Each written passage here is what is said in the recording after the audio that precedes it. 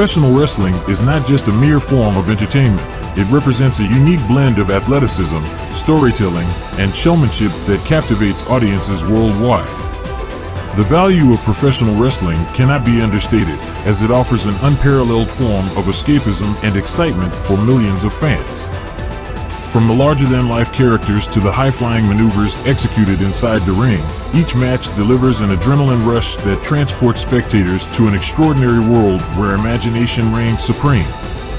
Moreover, professional wrestling provides an empowering platform for diverse performers to showcase their talents and break societal barriers. Whether it is cheering for your favorite hero or passionately rooting against a villain, professional wrestling creates a sense of unity among its passionate fan base. It brings people together from different walks of life to collectively experience joy, heartache, and triumph in unison. Thus, the value of professional wrestling lies not only in its ability to entertain, but also in its remarkable capacity to inspire and unite people across the globe. Welcome to the weekly Roundup podcast, hosted by Big Time and Paulus Clarke, presented by The Value of Wrestling.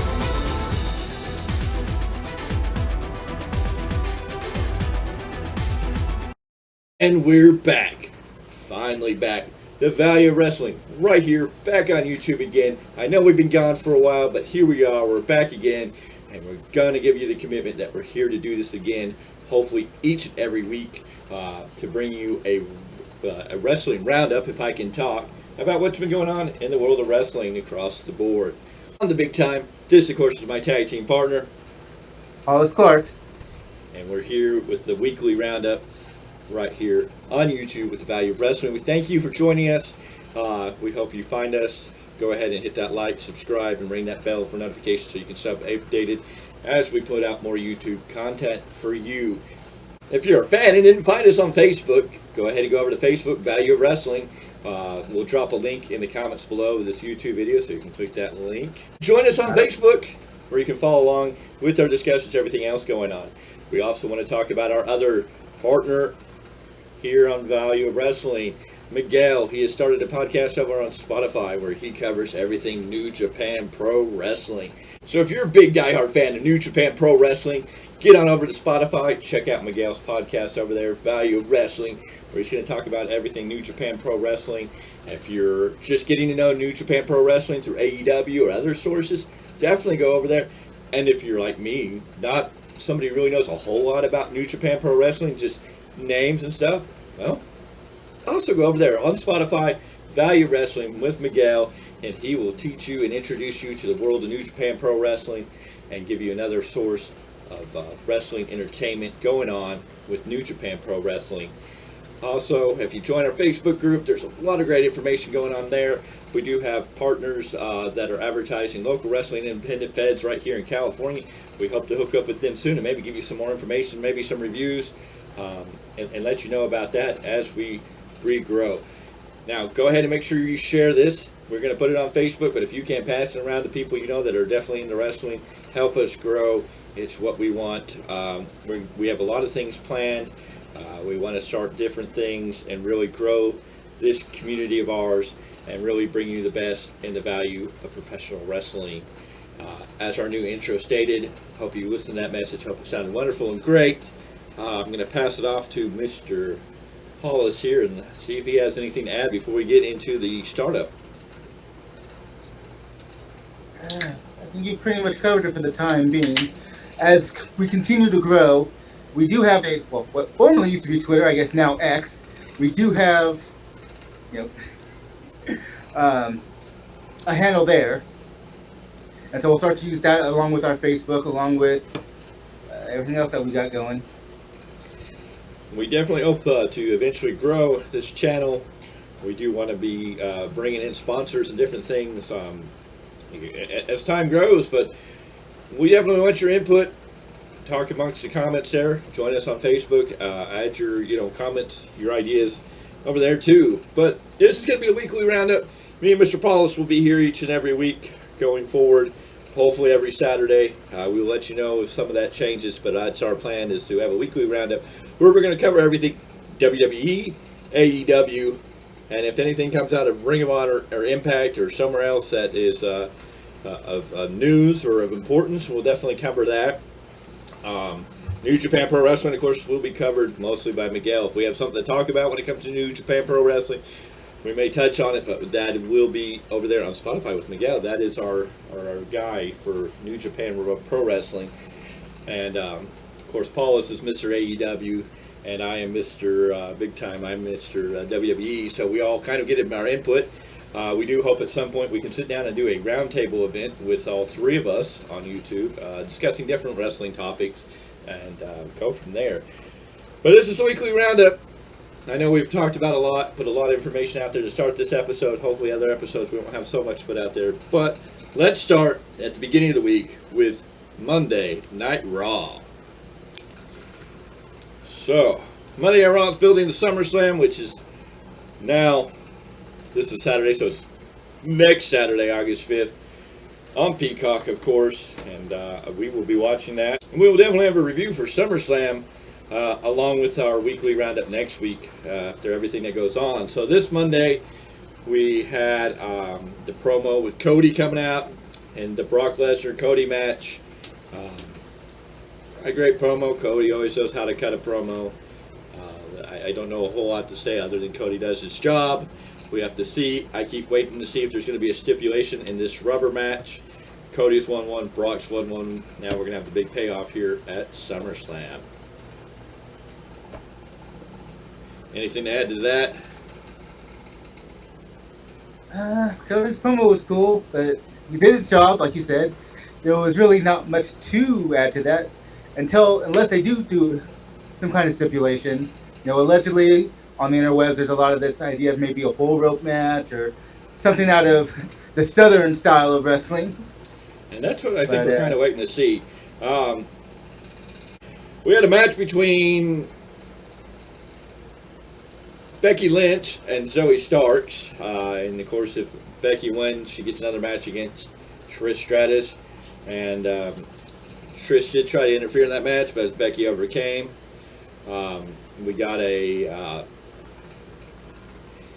I don't even know if I want to talk about them. But anyways, we had Judgment Day out. Dirty Dom out there talking. I keep saying I want to go give him a bottle of, like, Old Spice or something, you know, some body wash if he's that dirty. But anywho, Dirty Dom came out. He's doing great. I have to say that, even though I may not like the whole... Even though I may not like the whole Dirty Dom name, he is definitely doing his part. He is probably the most booed character in professional wrestling right now, which is just, it's kind of mind-blowing, but I mean, he's doing what he's supposed to, and it's kind of great to see. I can do without the Dirty Dom name, but we had Sami Zayn come out and basically challenge him for the NXT North American title. Just a quick comment about the whole Dirty Dom thing. I think Dirty Dom is better than, Con Dom. Like, that whole thing was a joke anyways. So yeah, if we could pull away it's like from the that. evolution. Yeah. I feel like it's an evolution of Con Dom. Don't say that too slow or too fast.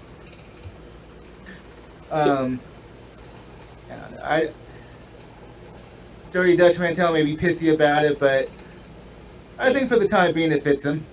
Yeah. I mean, if you're taking it in the ha-ha way. Yes, yes, you can't take it seriously. So they had a match. Eventually, KO and Rhea and Damian Priest all got thrown out from ringside. The match continued. It looked like Sammy was about to win when Rhea and Damian Priest came out and threw Kevin Owens out, distracting Sammy, roll a pin. Good match overall, but not just continuing the feud there. I don't know where that's going to go. Kevin Owens is supposedly injured, so I don't know if this is a way to put him off TV for a little bit, with hopefully a short-term injury, and they'll pick up that storyline later. But not a whole lot to say on that. That was, did what it needed to do. We had Ciampa versus Bronson Reed in a match. That was a good back-and-forth match until Shinsuke Nakamura, and I guess I haven't caught on to Nakamura having interface with Bronson Reed and Ciampa, I guess because I feel like they're all they're there. They're mediocre mid-carders. I don't really know what they're doing with any of them. I thought The Miz played a part with all of this, but I don't know where The Miz has gone at the moment, so I'm a little lost in the shuffle. I really thought that Ciampa being back might lead to Johnny Gargano coming back and Ciampa and Gargano reuniting DIY, but maybe we'll see something like that at SummerSlam. I don't know how soon. I think that is still the plan, but I think that they're still juggling, and that's why you have that whole mediocre mid card at the moment. Yeah, and I don't know where Shinsuke. If Shinsuke's, I don't know what they're doing with him. If he's going back heel, I know there's rumors, and a lot of people were saying that he needs to go back heel. I don't know if Nakamura's heel run was anything like they had their moment to make it something, and it never worked out. I just really think they need to repackage Nakamura and get him back to his NXT style. He definitely needs to become the king of strong style. There we go. I know my words. But yeah, I feel like he needs to go back to that real strong style. I think we need a good match, Nakamura Lesnar in WWE. We've seen it in New Japan, but I'd like to see it now. Really, them two go at it to give Nakamura some back. I just feel like Nakamura's just kind of, he's here. He's got a great entrance, but it's like the ball's not there for me to feel like, why should I get, why should I care about Nakamura at all? Because he's Nakamura. That's not reason enough. No. Reed won that match with that top rope splash. Beautiful. Bronson Reed, it's great to see a big man, very agile. We haven't seen somebody like him in a while. I mean, he's very comparable to a Bam Bam Bigelow. Yeah. So, and of course, they just did on Vice, they just did the Dark Side of the Ring, the story of Scott Bam Bam Bigelow, and it was really good. I recommend anybody who really loves wrestling, loves some of the backstories. There's a lot of great episodes on Vice. I know you can catch them on YouTube or on the Vice channel, and they're really interesting, especially the Bam Bam Bigelow story. We had Rhea Ripley take out Liv Morgan. Liv Morgan again is injured. I forgot what she did. She injured one side and now the other side's injured. I forget exactly what the injury is offhand. But it seems like she came back. She was injured and now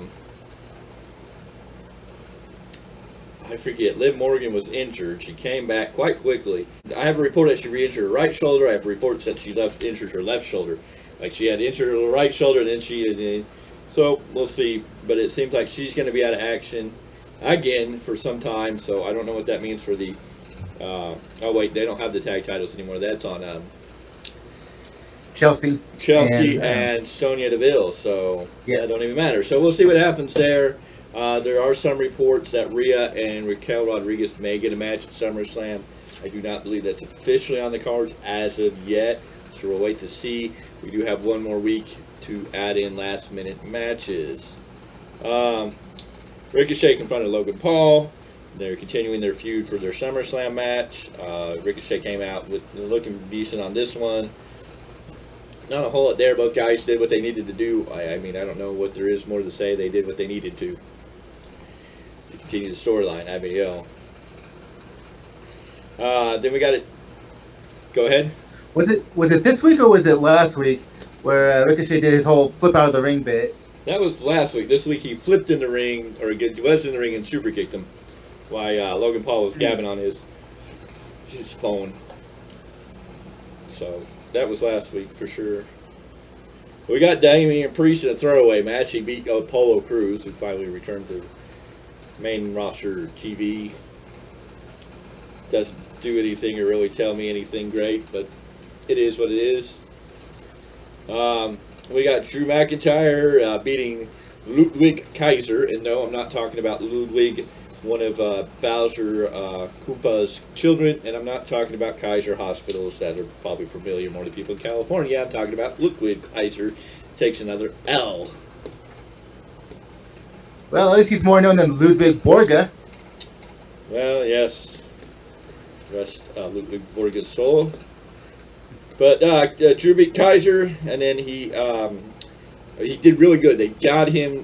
They dodged the first Claymore, and then as Kaiser was running, he quickly hit a Claymore out of nowhere type of aspect, which was really cool. And then him and Gunther went outside, had a back and forth with Giovanni before Matt Riddle comes down, and Riddle comes down to help out. And then eventually Gunther gets powerbombed through the announce table. So there was that. And then we had somewhere in the show, Rhea accepted a match with Lyra Valkyrie, if I'm saying that correctly. Yeah, from NXT. And then I know we ended Judgment Day taking out Sammy after his match with Sammy and Seth after the Finn Balor, Seth freaking Rollins a contract signing or whatever that was that I didn't really pay attention to. They're kind of they're getting outdated. So that was Monday Night Raw. I don't think it did what it needed to do. It wasn't a great show. It wasn't a horrible show. It was a show. That's really all you can say about it. So now NXT, I didn't really look at NXT. I don't know. NXT's NXT. I weave in and out, and I didn't really catch the show this week. I know it looks like Braun Breaker is down there ready to fight Von Wagner. And Rhea was over there fighting Lyra Valkyrie, if I'm saying that correctly. And there's some other stuff. It is what it is. They're heading into the Great American Bash, so we'll see how that plays out. Should be a good show. And I believe they're going to have an NXT Payback coming up. I think I've seen something about that, but I'm not sure. So, anyways, that's Monday, that's Tuesday. I guess we jump into Wednesdays with Dynamite. And so we're getting into the AEW world. Yes, I know you get excited when we start talking AEW. So our opening match, we get before anything starts in the match, we get a Darby Allin promo talking about AR Fox, giving a little history and background about their story, hyping up AR Fox. Pretty good little back package.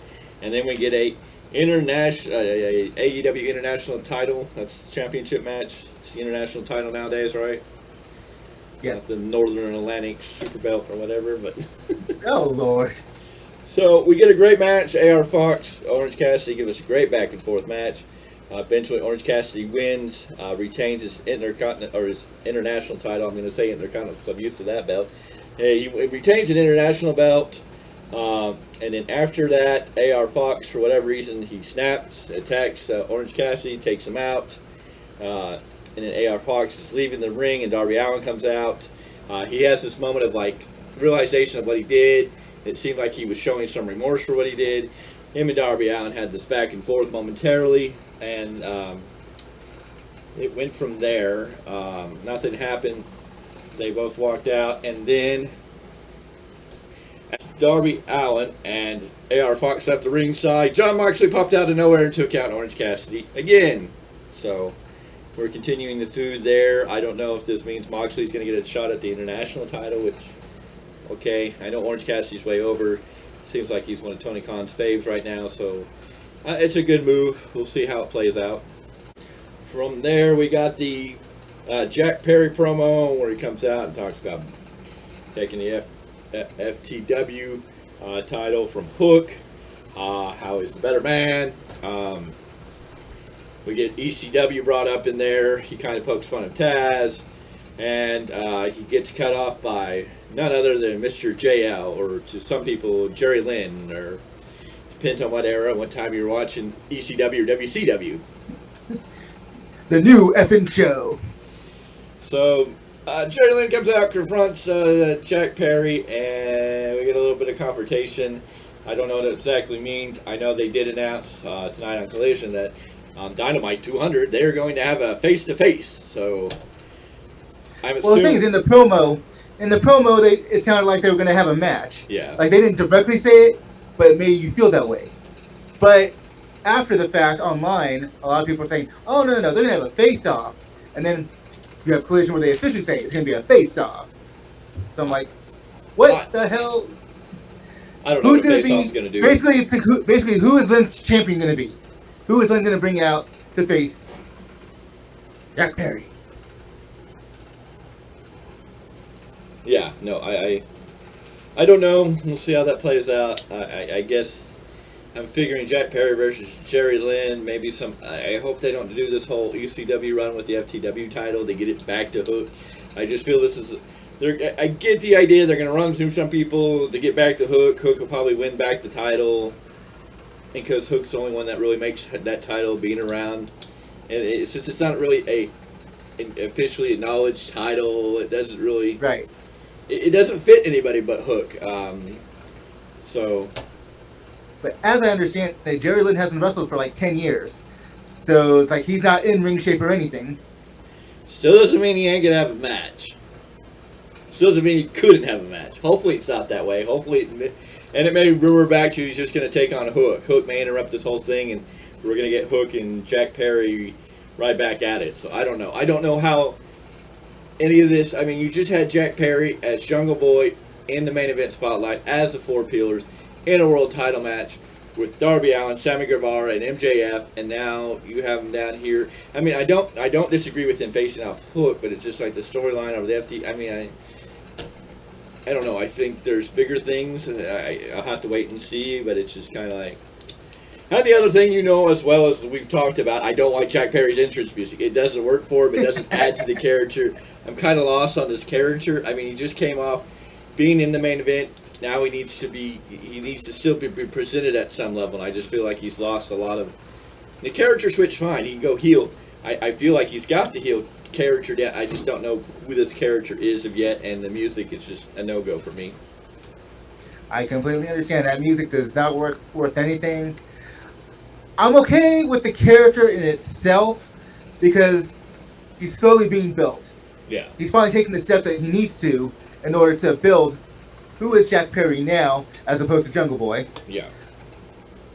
But yeah, the music. That music shouldn't ruin it that much, but it does. Sadly, it really just. I mean, they play it, and I keep thinking, I get it for a Gunther. I get it for a Bryan Danielson. I get it for the people that have that music. That you're like, that makes sense. There's something behind their character that's there, and the music fits. You do it with Jack Perry after coming off a great '80s hit, Tarzan Boy, and being Jungle Boy. You switch the character and you give us. And I think it's a Beethoven, but it's so generic. It's just like, it's like nothing there. Macho Man, Pomp and Circumstances, dun, dun, dun, dun, dun, dun. It made sense, and Macho Man had so much more and the charisma to really make it fit into everything. This is just like, Jack Perry doesn't do anything to the music. It's just, I don't know. It's not like he's dressed up in a fancy suit and coming out to it. Like, if he was going Nature Boy Ric Flair style, maybe it would fit a little better. Still don't think so, but, Hell, he's not even WCW's Maestro. And that was generic, too. Oh, horrible. I mean, he's coming out in a leather jacket. He's looking more... He comes off as more of somebody that should be coming out to like a 90s grunge or 90s music altogether. I mean, he came out of the 80s with Jungle Boy. Now he's looking like this. I would be playing some type of 90s mix of music for him. That's just where I see that character more than anything. So that led into our match with we had Pac. Pac beat gravity. He defied gravity before, and now he beat gravity. So he's done his duty. But apparently, Pac hasn't forgotten gravity. No, but gravity hopes to forget Pac. Of course, gravity seems to be getting a lot of time on TV. Anyways, after that kind of whatever match, I mean, Pac did great, did what he needed to. It didn't lead into anything. We got Swerve versus Darby Allin. And a great match, but I totally disagree with the Death Valley Driver, the AA, the whatever John Cena calls it, the attitude adjustment. Yeah, an attitude adjustment. Whatever you want to call that maneuver. It's basically a Death Valley Driver-esque maneuver. I totally do not think that it was necessary to do that Death Valley Driver off the turnbuckle onto the ringside apron. It looked too brutal, and I get you want the spot monkeys, but this is what really gets people on the case of AEW being like they do these things, and why recently AEW's came out and banned some moves. I'm like, it looked bad, and I'm like, somebody could have seriously gotten hit. There was no way I could see. Swerve looked like he might have hurt his hand in that, but I'm just like, oh, that was brutal. the way he landed. I'm just like, how do you protect somebody coming off of that move? And I'm just like, do we really need these moves? You know, and I know Darby Allin loves to put himself out there on all these crazy ass moves. You know, Jeff Hardy 2.0. I get what Darby Allin's doing, but some of these, I'm just like, Tony, you need to step up and go, hey, that's a little much, because that was brutal. Even Vince McMahon knew when to say, it's time to rein it in. Yeah, no. I don't know if I think he was sitting on the top rope when he came off with that Death Valley.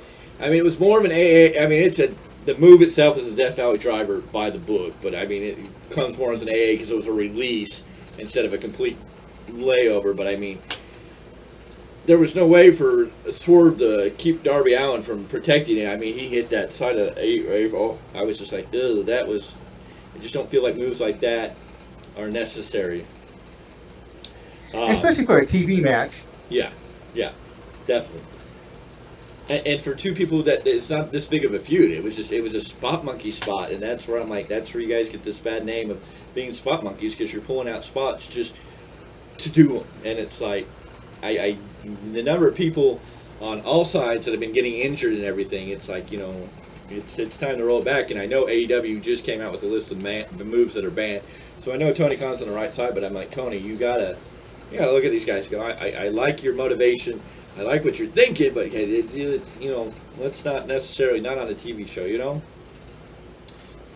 Anyway, Swerve wins that match after the mystery guy, who we found out was AR Fox, comes and interferes.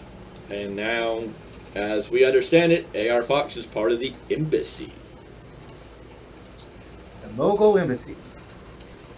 So, I'm sure now we're going to get Darby Allin versus AR Fox. That'll probably be the big storyline that they're going to write there, so we'll get what that's going. But somewhere they're going to have to also tie it back to Keith Lee because of Swerve. I was very confused because I think I just recently saw Swerve and Keith Lee tagging up again. I'm like, I thought they were... That was because of the Blind Eliminator tag thing. Alrighty. Then after that, we probably got into the worst match of the night. Probably the worst match of the year. And really why I think we got a lot of people complaining about booking women's wrestling in AEW. Whether it's politicking, whether it's Tony Khan, I don't know. There's a lot of information out there. There's a lot of news. And I heard a little bit about this match, and I'm like, it couldn't be that bad. But when I went and watched this was not. I don't know. Britt Baker and Tyra Valkyrie's match was, their timing was off. Britt hit Tyra with one of her signature moves, I think, and she kicked out like on a one and jumped back up, and then they started throwing elbows at each other like in the chest, elbows that were just slow. And here's another thing I got to rag on Tony about. I don't know who does his camera work, but he needs to get somebody better, because Tyra Valkyrie went in for a hit, and the camera was pointing right at her as she slapped on her leg, and I'm just like, you can't have that moment. That was just a bloody, like, you gotta fix some of these camera angles where we don't see that shit. But this match was, I don't know, it was horrible. I mean, their timing and everything was off. Their movements, they didn't look like they, I don't know. It was bad all the way. And then even the ending, when Britt Baker took her down and put in the lockjaw, Valkyrie was tapping out before she even had the finishing move, like clamped in completely. She had barely put her fingers in there and done anything, and it was a tap out. It was a horrible match. I get why everybody's complaining. It looked horrible. There was the one part where I saw that Britt jumped off the ropes, like she was on the middle ropes. She was looking like she was going for the the Canadian Destroyer, or the Panama Sunrise. Yeah, Panama Sunrise, and she jumped off the ropes, landed on her feet, and then there was a pause, and then Valkyrie hit her into a Northern Light suplex. It was just, you were just looking at this going, this is bad. Like, this was, I don't know what happened here. Did you, by your expression, I don't know, did you see this match? Did you see highlights of this match? I saw highlights. So the highlights might have been better? Yeah, I mean, it's like, yeah, you could tell how slow it was in some respects. To me, it didn't look as bad as the way a lot of people are complaining, but I can still see, to a degree, what they're talking about. I guess you have to go back and watch the full match. It was bad. It honestly, sadly, I hate to say it because I love Britt Baker. but you could just tell they got like one pin counts, and then they were both up. Like it was almost this factor. Like, are they having a match, or did they get into a shoot fight, or like is there some type of shoot going on here?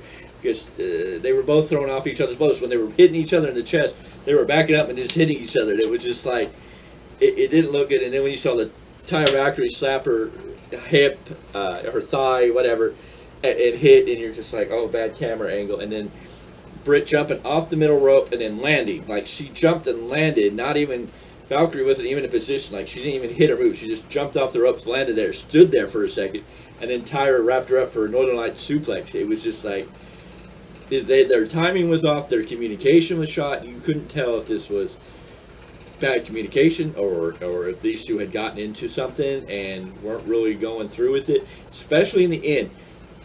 Britt Baker barely got that. She got her in the hold and then got her fingers like right here on her mouth, and then Tyra Valkyrie was tapping out before the move was like completely in place. Like, there was nothing that was like, she wasn't in pain yet. It was like you tapped out before she even got the hold fully in place. So it looked terrible. Here's the good thing and the bad thing.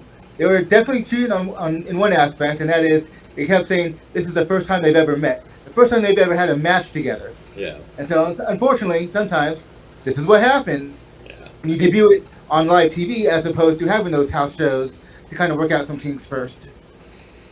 Then we wrapped up the show with the Blackpool Combat Club, which consisted of Jon Moxley and Claudio Castagnoli, who looks really weird with like no hair on head, no facial hair, just looks totally different than I'm used to. Against the Lucha Brothers, which was Penta and Rey Fenix. And then we had the Best Friends, whose names I don't remember other than it's Trent Beretta and the Kentucky Gentleman, Chuck Taylor. Trent Beretta and Chuck Taylor.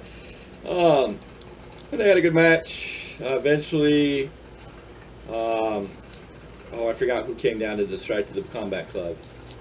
Somebody came down and interfered or threw them off. Oh, Orange Cassidy came out for to help Best Friends, and that threw them all out, and then Penta pinned Trent Beretta for that. Also, we had the Jericho fallout. Jericho, again, talking with Don Callis about joining the family. Got the picture, the portrait that Don Callis had painted of them. And then while he was standing in the front of the portrait where it was hung, all of JAS came in the locker room and basically called out Jericho, and then they all walked out on him. So that's where we stand on that. I don't know what they're doing with Jericho. If Jericho's not a mainstay heel and they're going to turn him babyface, so I kind of feel like this is what's going to happen, then I'm like, where are some of your main heels? Like, AEW doesn't feel like it has any heels. Like, for a long time there, it didn't feel like it had any faces. Now I feel like they don't have any heels. Like, strong main event heels. I don't know what they're doing with Moxley, but we don't need to see Moxley in the main event picture anymore right now. Well, Moxley is considered a heel even if he's liked by fans. Yeah. But I mean, the way he's portrayed, the way he portrays himself anyways. Yeah, well, the whole Blackpool Combat Club's gone heel in the sense of what that is, so I don't know. I'm just like AEW running low on heels, and you're even taking your biggest heel, MJF, and making a babyface. Of course, we're waiting for that turn to go back the other way, so we'll wait and see. Now, next week on Dynamite 200 episodes of Dynamite. It's been that long. They have announced that Jericho and Takeshita, so the Don Callis family, is going to take on Daniel Garcia and Sammy Guevara. So that'll be interesting how that plays out. That may tell the next step in that story. Then we have Moxley, Beretta, and Penta doing a triple threat match. And we have Aussie Open taking on the Luchador Vikino, I don't know how to pronounce all his name. Vikino, and the newest Vikino. And the newest Luchador to pop up on AEW, Commander. So, and then of course we have. And yet, I was saying, he doesn't yell Cobra. And then of course we'll have Toni Storm versus Shida for the AEW Women's title. So we'll see how that plays out. So that's next week on Dynamite. Now we get into Rampage. on Friday night. We'll do Rampage first, and then we'll jump over to SmackDown. Rampage opened up with a tag team eliminator battle royal, and I'm kind of tired of Tony Khan's easy answer to finding a competitor for a title, basically going into a battle royal. Let's just have a battle royal. Whoever wins gets to be the next challenger for a title. I'm like, some of these people need to actually earn. Give me more of a reason why these people are earning these matches, and it's like, oh, we're gonna have a battle royal. Whoever wins gets a title match. Like, this is, I think he has a battle royal almost once a month now, just for some title. So we had a tag team eliminator battle royal, which had Butcher and Blade, Lethal, and Samyong. I grow a chia pet on my head all of a sudden. The big giant guy, you know it's true because you chuckle. He's got all that frizzy hair up there. All of a sudden, I'm like, okay. And then they see the team of the Fallen Angel and the Third Eye, Daniels and Seidel. You had Brian Cage and Big Bill, W. Morrissey, Will Morrissey, Big Cass, Big Cassidy, whatever his freaking 20,000 names are nowadays. Big Bill. And then you had Parker and Menard for JAS, and you had Chaos Project just for the hell of it. And then, of course, you had the Hardy Boys that came out with Brother Zay and Ethan, so the Hardy Boys, and then the team of Brother Zay and Ethan Page. So those were the teams. And in the end, Big Bill and Brian Cage came out winners, and will get a title shot against FTR on next week's Collision, if I'm following correctly. So that happened there. Big Bill's all of a sudden over in AEW, which is confusing to me, but hey, you know, good for him. Not much to say, right? I mean, it was Rampage. And then, well, the thing is, I've actually enjoyed Rampage ever since Collision popped up, because with the elimination of AEW Dark and AEW, not elimination, Elevation, I think Rampage has been able to step up a bit, even though it's still just the wrestling shows. I guess you're not going to get necessarily major storylines. Yeah. But they're getting at least a little bit more of an edge compared to what it used to be. It was a pretty good eliminator. I think it had a good storyline there. I don't know why Cage and Big Bill were the ones, but I guess they're the ones that they're going to go forward now. Then we had the Kingdom take on two guys whose names I didn't really catch because I didn't care, because I knew they were jobbing out to Mike Bennett and Taven. Okay, so let me see if I can pronounce. The first name's not going to be a problem. Hayden Backlund and Young Ja Lee. Some young Chiapet? What? Some young Singh, I don't know. But like you said, it was a jobber match, and the Kingdom won. And then we had the Kip Sabian versus Commander match. Commander, I guess this was his AEW debut on TV at least match. And Commander beat Kip Sabian. Sorry, not Chris Sabin, Kip Sabian. That's right, you put some respect on Chris Sabian's name. Former TNA World Heavyweight Champion. Isn't he still the current? Or did he lose it? No. Alex Shelley was most recent TNA. Oh, yeah, Alex Shelley. Sorry, I do get them mixed up. Yeah, it's Alex Shelley. Yeah, it's the title now. So Commander wins. So we get the new Commander. And then we got the Nyla Rose versus Shida for the chance to fight Toni Storm for the AEW Women's title. Maria Shafir tried to interfere and help Nyla Rose. Didn't work out. Shida won. And then the females that I now call the WWE Women's Rejects come out. Toni Storm, Ruby Soho, and Saraya. Come out, Saraya, Paige. The Outcasts come out. Yes, the Outcasts. There you go. They came out. That was pretty much it. I don't know. I guess I never really liked the storyline of them mixing, and then it was just kind of like, it is what it is. I think the storyline keeps getting stalled because injuries with Jamie Hayter. I mean, it's just like different things popping up that keep stalling the storyline. There's a lot of politicking going on in the background. We'll probably cover that next. After we get through the weekly roundup, we got 2 more shows to cover. So on Friday Night SmackDown, we opened with Jey Uso in the ring. Doing his thing. Roman came down and cut him off, saying, no, this is what I do. They had a back and forth promo, and that was it. Did the job. We're leading into this tribal match at SummerSlam, and they had a. There was more on them later. Then we had LA Knight come out to the ring, shooting shit and talking all types of good stuff. Even talking about corny and horny in a promo. Saying BFAB might be horny, which was just like, no. Anyways, LA Knight versus Ashante the Adonis, who was wearing what looked like Enzo Amore's leftover ring gear. And of course, LA Knight wins. Simple to the point. I guess he gets LA Knight on TV and gets the fans to pop. And they popped. Then we had a Lashley segment with the Street Profits where he was telling them that it was time to change up their gear and offered them, I guess, suits at his expense. So it looked like we're continuing to build to a Bobby Lashley Street Profits faction. Stable. Huh? Stable faction, same idea. Stable faction. Whether this will be the Hurt Business 2.0, I don't know. Hell, people are like, do not call them the Hurt Business. Just because they're black, do not call them the Hurt Business. I'm like, who gives a shit what their ethnicity is? The Hurt Business is still a great name.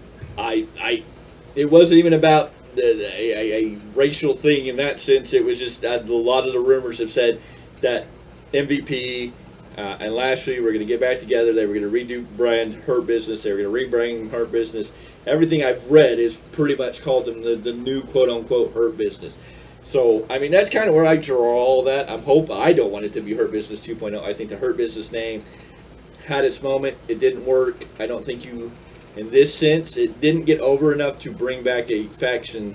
You know, if it would have been a name that got actually over and did something, it's one thing. But since it really didn't have anything, I think it already has a sour taste in our mouth, so why bring back that name? So hopefully they bring something else back. Hopefully not like the new Nation of Domination. So, you know. Oh, hell. Well, if we want to crack about the Hurt Business, let's go back to the Nation of Domination. But anyways, Lashley looks like he's going to join up with the Street Profits. We're going to get some new group there. Will there be anybody else added in there? Speculation has gone wild. There was points that MVP may be back in that group, bringing in Omos. If you have Bobby Lashley and the Street Profits there, I don't think Omos fits. Well, I mean, I think MVP would help him fit. But there's also the whole idea of having Carmelo Hayes and Trick Williams be called up from NXT to help join that group. Well, that would be great. And I've also heard who else? Who was the other member of Hurt Business originally? Shelton Benjamin. No, the other guy. Or Cedric Alexander. Cedric Alexander. I heard Cedric Alexander might get into that, which would be great. I think that could help, elevate him as a third party. But again, I think they bring in Carmelo Hayes, which really makes sense. I don't know. That may be two guys that are too similar in style in the group, And it depends. Is this going to be a face faction or is this going to be a heel faction? Right now, it seems like they're kind of getting the cheers. And I don't know if that has more to do with the Street Profits or what. But if they're bringing this group, the Street Profits need to go heel. At this point, they've done everything babyface. They haven't been able to get the titles back recently. And with Kevin Owens and Sami Zayn holding the titles, I need a heel Street Profits. I need this to be a strong, good heel faction, honestly. I think you definitely get a little more flavor when it's a heel faction. It's kind of hard. I mean, Alpha Academy's making faces look good when it comes to a faction, but it's definitely easier when you're heel. Well, you can have a good faction as a face. It's just where the Street Profits need to go now is heel. I mean, I'm done seeing them babyface. It's like, okay, we want the smoke. I think that the whole gags ran its course, and they need a change up. The only other thing I saw in this, there was a brief moment of interaction between Montez Ford and Angelo Dawkins that looked like Montez Ford was more. He came off a little more heel than Angelo Dawkins, but it was weird. So I don't know. There's always been this little tangent that they were going to break up. So I think to subvert people's expectations, they put that little tease in there, just like maybe, but not yet. At some point, for sure, but not yet. Well, and the sad part of that is I don't know when that happens, if Angelo Dawkins is going to be able to stay relevant. Unfortunately, with a lot of tag teams, when they split them up, one of the people fall aside. You know, it sucks that they don't take both of them and really boost them. Can Angelo Dawkins be something? Yes, but I mean, everybody knows Montez Ford is the quote-unquote Shawn Michaels of the tag team. I used to be worried about Angelo Dawkins if they were to split up, but the moment where a lot of those rumors started coming into play, like you could see it in his performance, he stepped up his game. He has. The tag team. He has. The tag team. It just depends on the right people in the back. It depends more on the creative. Yep. It really depends on the people in the back and what they're going to do.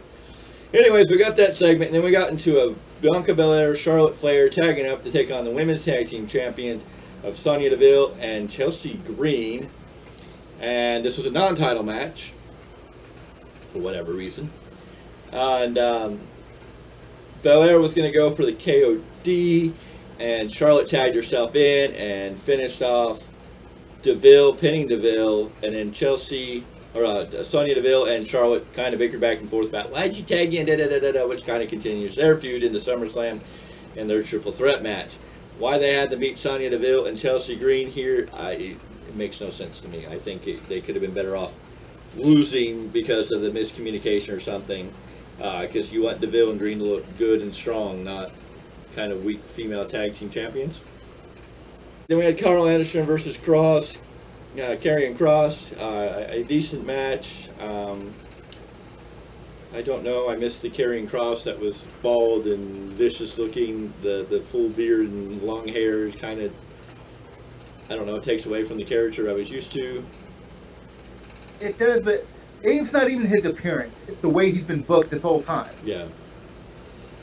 He had a good match. He wins. Of course, at the end of the match, AJ Styles and Michin come out to stop him, and that was the end of that. And then we had the Escobar versus Rey Mysterio. The Sioux faces Austin Theory for the United States title, I believe, at SummerSlam. And Escobar wins that match. Everything goes fine. I almost thought this might be a turn of Escobar on Rey, but I don't know. I have a feeling Escobar won't win against Theory, and we're going to see Escobar and Rey have some type of fallout eventually. I think is what it's leading to. It's always, since they so hardcore that Rey is the master and Escobar is the youngling or the underling of Rey. It's always a storyline that eventually the younger takes out the master just because they get tired of being under him, you know. Mentor versus young grasshopper, who's not a young grasshopper, who's been in the business for a good amount of time, actually. I know. It's weird how they're selling this, but I'm just like they okay. But that's where I feel they're going, which is sad because I kind of like it at LWO. But it's also like we've lost the other two from El Del Fantasma, blah, blah, blah, you know, whatever it was. They're still officially LWO, but yeah, they haven't been featured for whatever reason. But it's definitely helped Zelina Vega. I think it's definitely helped Zelina Vega get over having the LWO and all that behind her to get her a little more on par than Queen Zelina or all the other crazy stuff they've done with her. Well, I mean, it's just that she's actually been wrestling more often. Yeah. It's like, know her as a manager personality, and if you're really old school and knew her back in TNA, she was a wrestler. But as far as her WWE run, Then we got the Jey Uso versus Grayson Waller, which I'm like, Grayson Waller's doing really good for himself, but he's kind of losing matches that I don't think he should be losing. Jey beat Waller. And then Solo tried to attack Jey. Jey ducked the, I forget what they're calling the thumb. The spike. Spike. Spike. Something spike. Smoling spike? Smoling. Yeah. He dodged the smoling spike, super kicked Solo out, and then Roman came charging in. Jey ducked Roman, turned around, did it off the ropes, and speared him, but then they got the upper hand, and that's how we closed out the show. And that was SmackDown. So that's those notes, and then we had tonight, we just got done with Collision. We had Andrade El Idolo versus House of Black's Buddy Matthews in a ladder match for El Idolo's mask, and Andrade won that match after putting Buddy Matthews and Julia Hart through a table.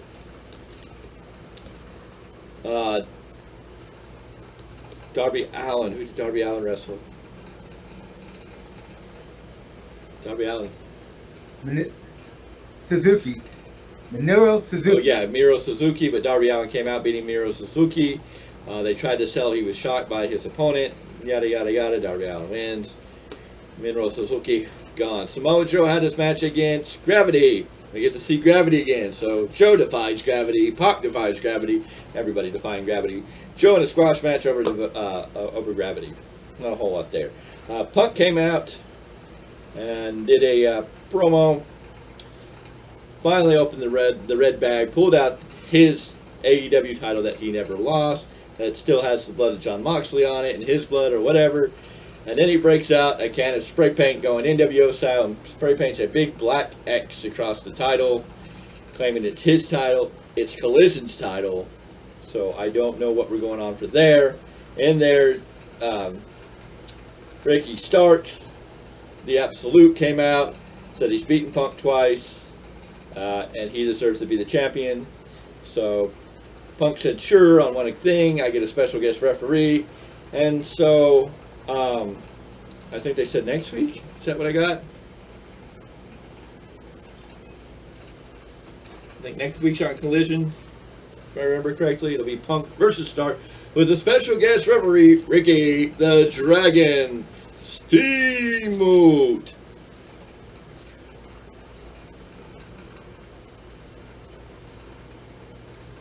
Although I'm kind of wondering, Impact Wrestling might be a little pissy.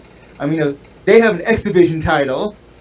Punk's new X title. Punk came out with his old school, I am better than you. His whole stick there. So we'll see how that goes. There was no mention of him and MJF. There was no conflict, even though MJF was on that show being the world champion, AEW world champion. So we'll see how that plays out. After that, we had the Gun Club with Bullet Club Gold's Juice Robinson versus El Vikino and some other random people whose names I didn't really pay attention to. Well, Darius Martin, Action Andretti, and El Hijo del Vikino. What you said. And the Gun Club and Juice won that match. And then, of course, we had our main event, the AEW Tag Team titles. The champions FTR took on the winner of... you missed a match. Which match? Kira Hogan versus Mercedes Martinez. Oh, yes. Kira Hogan and Martinez. Martinez came out. Martinez won.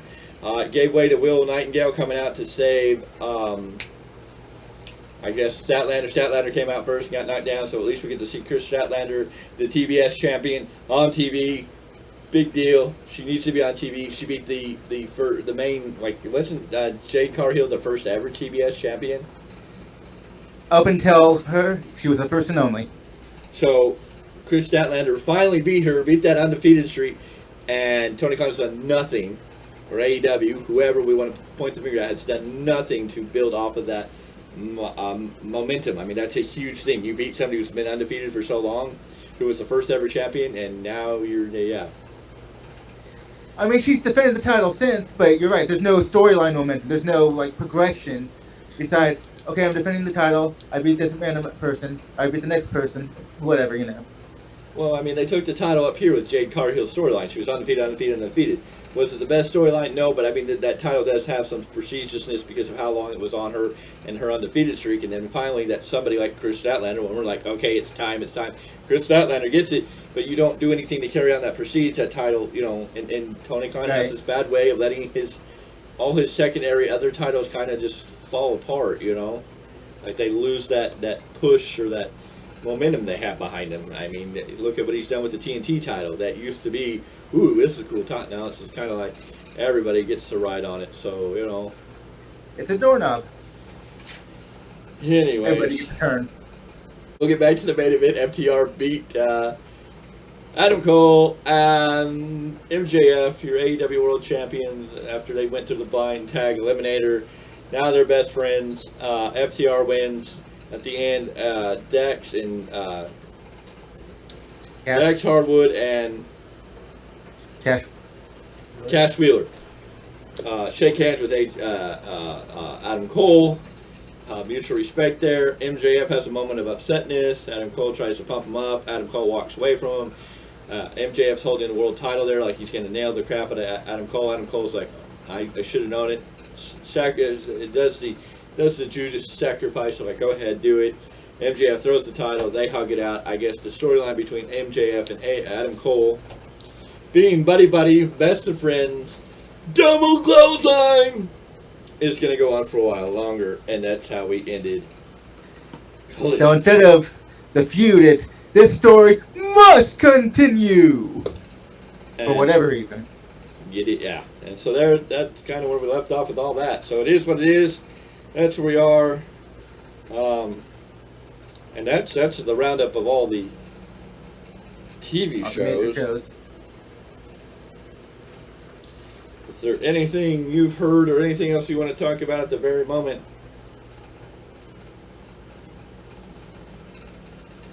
Not particularly. I think for the next episode, I'm definitely take more notes. Yeah. Trying to do this off the top of the dome. Trying to do this. Well, as I watch each show, I'm going to take better notes. This time I went back and kind of quickly ran through each show to kind of. This wasn't probably one of our better shows, but trust us, we're going to get better at this. We're going to grow. We want to do this good.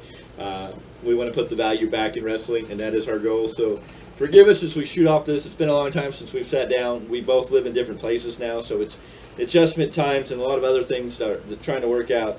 And we knew we wanted to bring it back, especially since Miguel's doing his show over there on Spotify. We knew we needed to rebring back the value of wrestling here. So give us time. We're going to get better.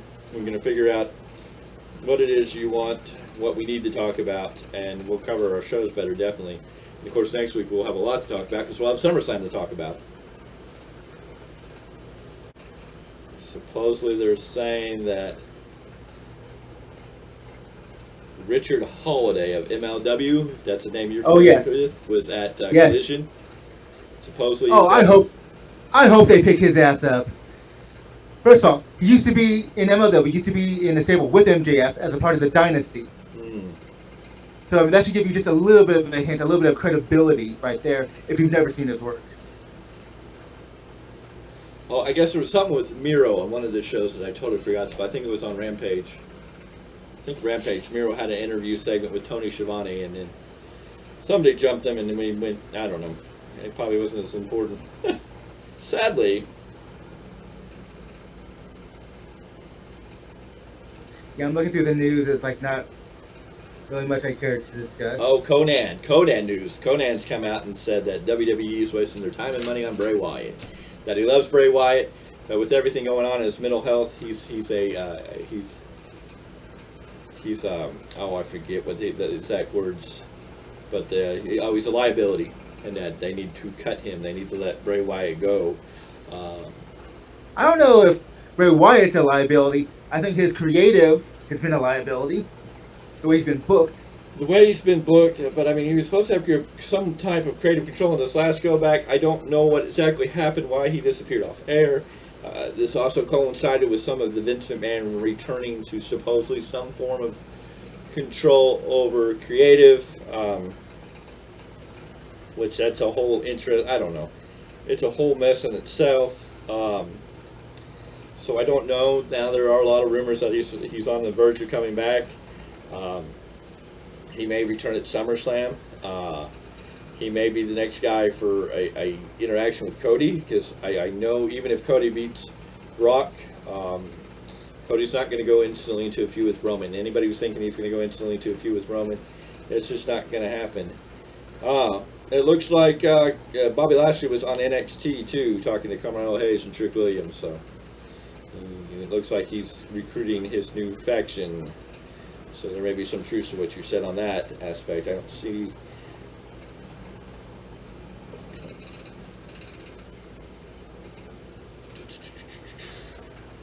I don't really see anything. So Minoru Suzuki was a surprise appearance. So that's why they were selling that so hardcore. Dominic Mysterio gets a new neck tattoo. Going good for him. Doesn't anybody learn from Cody? Anyways, not a whole lot there that I think, not a whole lot of breaking news that I've heard. I've heard that the big talk right now is AEW women's locker room, and it's coming back that it may not be a creative aspect, that it may be a political, and Britt Baker may be part of the new Hulk Hogan of AEW's women's wrestling over there. Part of why Jamie Hayter got the title, she's in there with, their buddy, and that Britt Baker only stepped back to let, Hayter get the title because they're friends. There's a lot of speculation that there's a lot of politicking going on in the background that's keeping AEW women's wrestling from being what it should be, and keeping certain stars in the background, and some of the internet wrestling commentating people out here are talking about people like Chris Statlander. Why is she not on TV? Because she's better than everybody else in the ring, and they don't want her to outshine the other people because it would make them look bad. Why is Athena not on TV? Because she's better than most of the people on the roster and would outshine everybody, and therefore they don't want to keep her on the roster.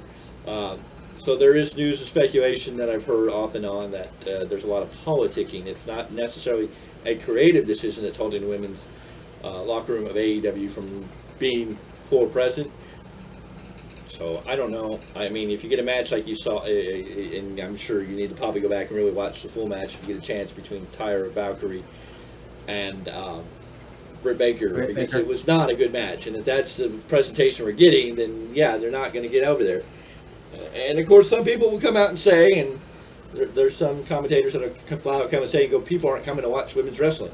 It's not the big commodity draw. And I say yes, but that's also because it hasn't been presented in a way that's going to draw the eyes to it that it should. So, I mean, you can't necessarily say it's on the women alone if they're not given the opportunity to shine. But no, in some of that segments, we're not all coming out to watch women's wrestling, but it hasn't been presented in a way that draws us to it. And both AEW and WWE are at fault. They both have their goods and bads in that. First of all, it doesn't make sense. So let's just say, for the sake of discussion, that it's a bunch of politicking, and Britt Baker's just the AEW politic. It's not fair compared to Hogan. Hogan was always for himself. Now, if you want to say, make it more like the Clique, where they wanted to work with their friends, and that's, why. Yeah, there's some references to that idea without directly saying that too, but yeah. I'm just going off the news speculation, a little bit of rumors I've heard. I don't actually know anything for factual. I'm just repeating kind of information I've gathered off of the internet wrestling community, the IWC. As Sean Ross Sapp would say, wild speculation. Yes, always. And I don't think like. Go ahead. I was just saying, I'm just reporting what I hear because that's what we're here for. We're here to talk about discussions that are out there, and it's newsworthy in the fact of, is it true? I don't know. If it is true, that's sad. But the fact of the matter that if we start talking about women's wrestling and getting women's wrestling out there and getting people to talk about women's wrestling and pushing for women's wrestling on all wrestling products to get better and bring women to the forefront, then people will start coming to see women's wrestling if we make it what it should be. Absolutely. Although I kind of wonder if one of the reasons why Athena is not really in as much as she should be is because they have her, she's a Ring of Honor, world champion, women's champion. So it's like you definitely see her on Honor Club. Yeah. If you're willing to pay for that. I don't know how. That's other news. I don't know how I feel about the Ring of Honor. It's so hidden away, and it's like, how do you get the people on Ring of Honor to be important without taking AEW time away, but also give them. I mean, I don't get why we don't just change Rampage to a Ring of Honor show at this point. You've got to AEW shows. Why can't Friday nights be for Ring of Honor? The way I've kind of gathered it, Warner Brothers Discovery just don't care about ROH. Yeah. So anything, if it's AEW branded, they cool. But that's a damn that shame. other wrestling promotion owned by Tony Khan, we good. That's a damn shame. And then, I mean, at that point, Tony Khan's really going to decide, is Ring of Honor worth keeping alive? Because it's losing. I mean, if you have wrestlers that are there that you're not using on AEW because you brand them Ring of Honor only, and they're only on an internet group, your diehard Ring of Honor fans and probably some diehard AEW fans may go watch it, but are you really pulling in enough of the market to really make it a valuable thing to continue to keep alive?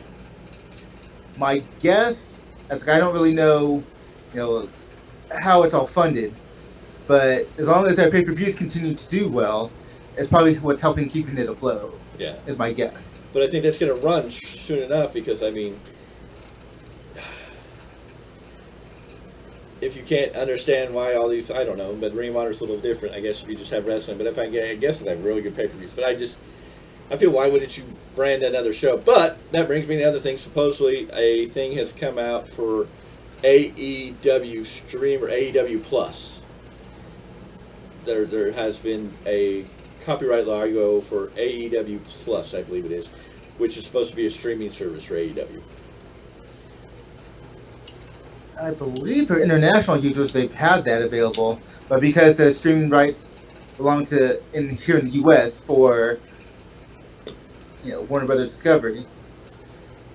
Well, it'd be interesting if they can get a streaming channel. If they can get a streaming channel and they have Ring of Honor on there, that might help it a little more than where it is now.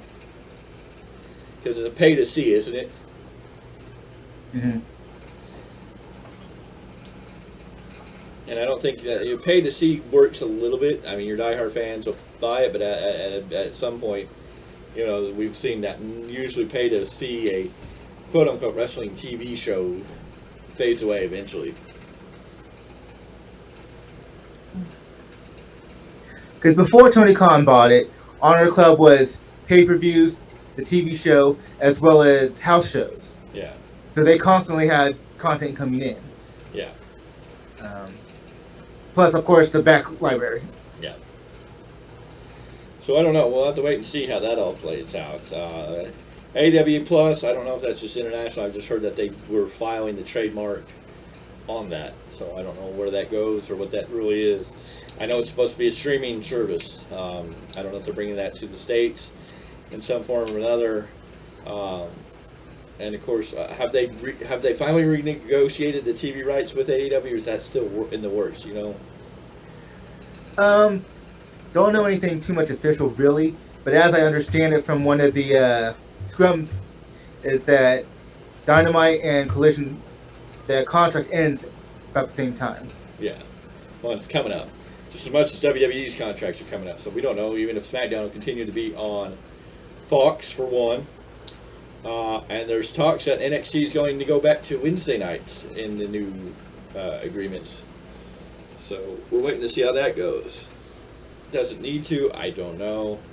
I mean, there's wrestling on pretty much every night of the week now. If you really want to find wrestling, it's on every fucking night. So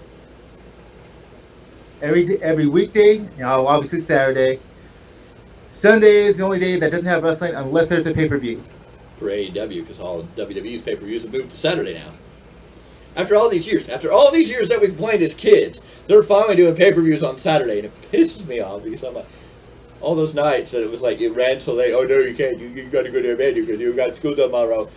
Why couldn't they just put them on Saturdays like years ago? Then it would have all been good, and then sleepovers could have worked out better, and nobody would have been rushed in the morning, except for you. You would always been rushed, Paperboy. But hey, that's a different story for a different time.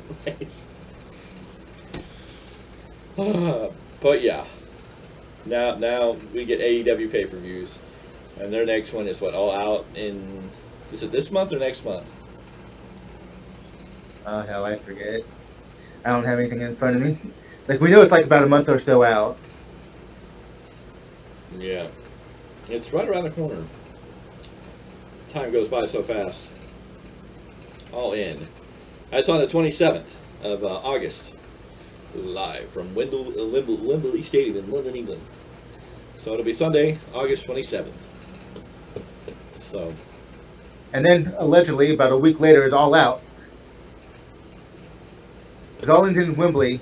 All Out, I believe, is in Chicago? Although, I have to look that up again.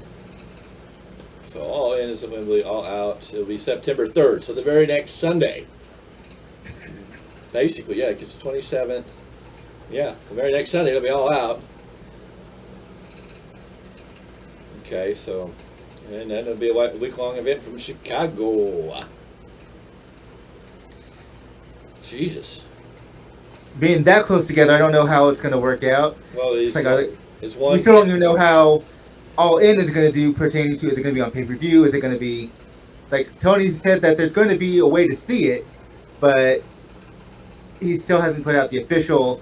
This is how it's going to be done. Oh, on All In? That's Correct. going to be in England, which is a whole different time zone for the world, and yeah, that should be interesting how they're going to play that one out. Is that going to be a live or tape delayed event? We don't know that yet. Nope. So anyways, let's get into the next part of this. Let's get into SummerSlam. And of course, there's still probably some matches that haven't been officially announced. I don't know if Austin Theory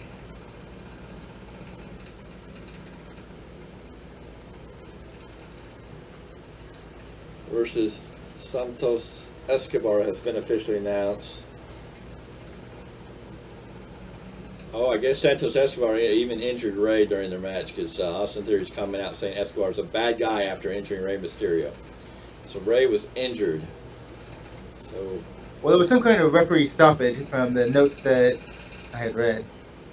I didn't catch that, so there's that to add in there. Okay.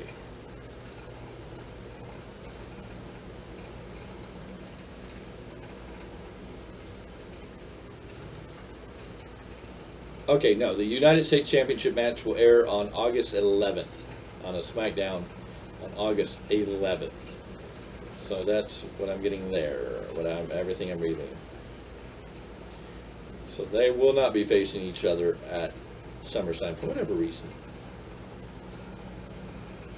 So I don't know if there's any more matches to be made. I know there was rumors of Rhea versus Raquel Rodriguez going to happen at SummerSlam, but I don't know. And they just announced a SummerSlam Battle Royal. Because why not? Got to get more people on the card. So SummerSlam Battle Royal, I have no clues in it, so I can't give you any predictions. I don't know what it's going to be for. It may be a moment to let LA Knight shine, to bring a pop. I don't know what else there'll be to that. Then we go into the Okay. Go ahead. Let me get down to the bottom of this here. Like you just said, the SummerSlam Battle Royal.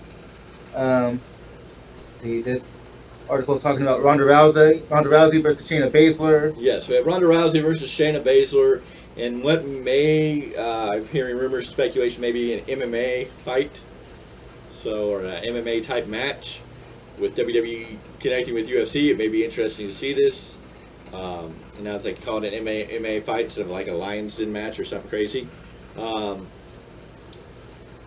assuming Shayna's going to go over in whatever type of match they are because Ronda's supposed to be leaving again. So, and this was her whole push that before she left, she wanted to have a match with her friend Shayna and help put Shayna over. So I'm assuming Shayna's going to beat Ronda. Hopefully this rebuilds Shayna in a way where she looks like she should, so that after this she can go on and do something. Whether this leaves her face or heel, I don't know. I think if she was a badass face that could actually feel like a threat to Rhea Ripley's title would be good, but I think Shayna Baszler's on Raw, so that would be Asuka. So I don't know, unless Asuka loses.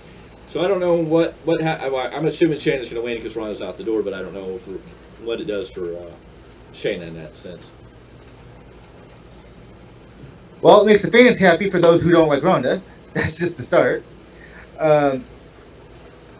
Comparing Shayna Baszler as a badass, like they need to do the Triple H or Samoa Joe thing where it's like, it doesn't matter who she's facing.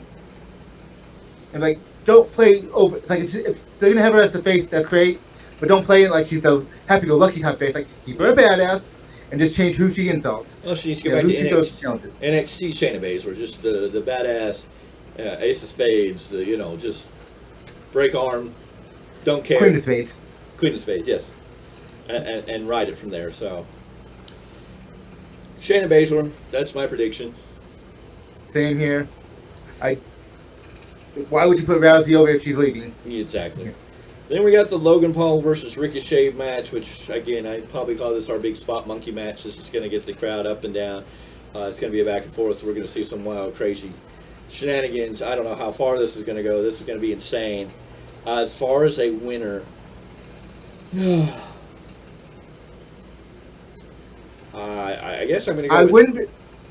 I wouldn't be surprised if it's Logan Paul. I wouldn't be surprised if it's Logan Paul because he hasn't had a win in a minute. He's kind of on a main event losing streak, but then again, I don't know what Logan Paul. Ricochet could use a lot of the pop from winning this match. Logan Paul could win to beat Ricochet, but I don't know if it really. A Ricochet win elevates Ricochet a little bit. A Logan Paul win doesn't really do anything because I don't know where they're going to take Logan Paul after this. It's a spot monkey match. It's just going to be a really good match. It's just going to be them flying all over the ring. I would have to say Ricochet wins in the instant. I won't be surprised if Logan Paul wins, but I have to say Ricochet because I just don't. There's nothing that I see for Logan Paul to gain from a win, other than I'm going more based on how Ricochet's booked, and kind of like Apollo Crews. What have they done with him? No, I know.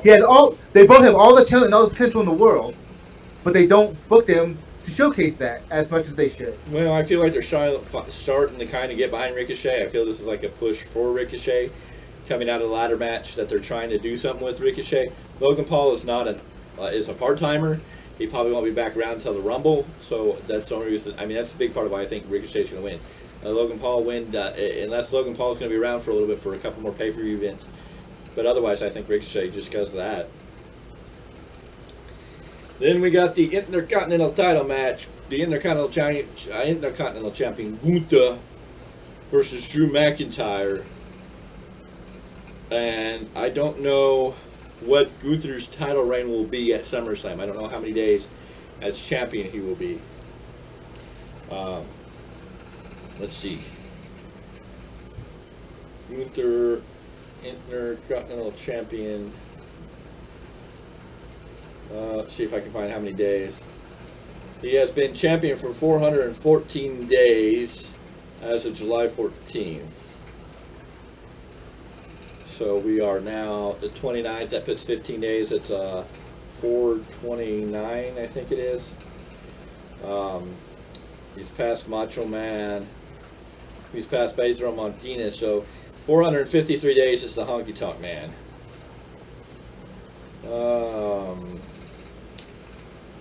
Please let us just get past Honky Tonk's record. Please.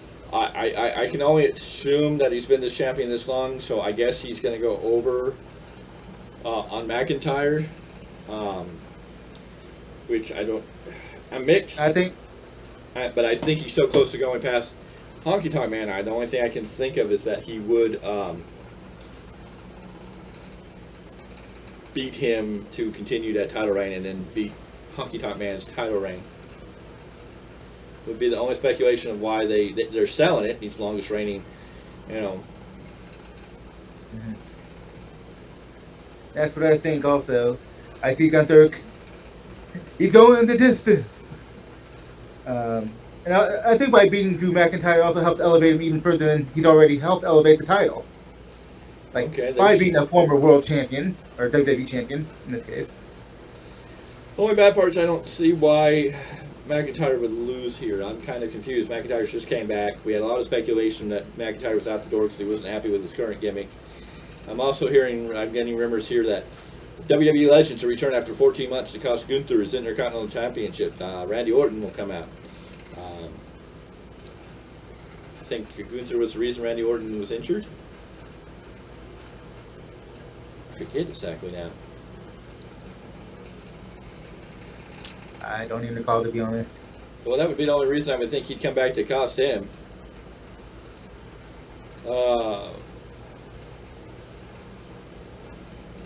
He's past Randy Savage. He's somewhere around Pedro Morales' record. I'm not sure. They're saying, as of today, posted by WWE, Twitter or X, I guess it's called now, whatever they call it now. As of today, July 29th, Gunther is at 414 days. He's just 1 day ahead of the Macho Man reign. He's 10 days behind Pedro Morales, and he's 39 days behind Honky Tonk Man. So we'd have to get another month before he passes the Honky Tonk Man. So I don't know, because they've done it with Roman right now. They've been doing it with everybody, really. I assume they're probably going to do it with the Intercontinental Champion, but I don't know. Drew McIntyre seems like the end of the line, but I don't know. It's a hard one to sell. But then again, Riddle's been in there, so maybe let's see, Giovanni, Ludwig, Gunther, and then you've got Drew and Riddle, and then the return of Randy Orton to help out. Not really where I want to see that go.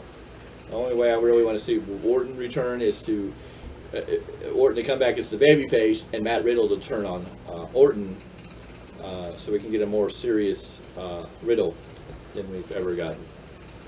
But here's my other question out of all this: what would Drew McIntyre gain by having the Intercontinental title? Like, he's had it before. He's been a WWE champion, so it's like I feel like he's above the IC title, even if he's not booked the best presently. Guys, I guess he just came back.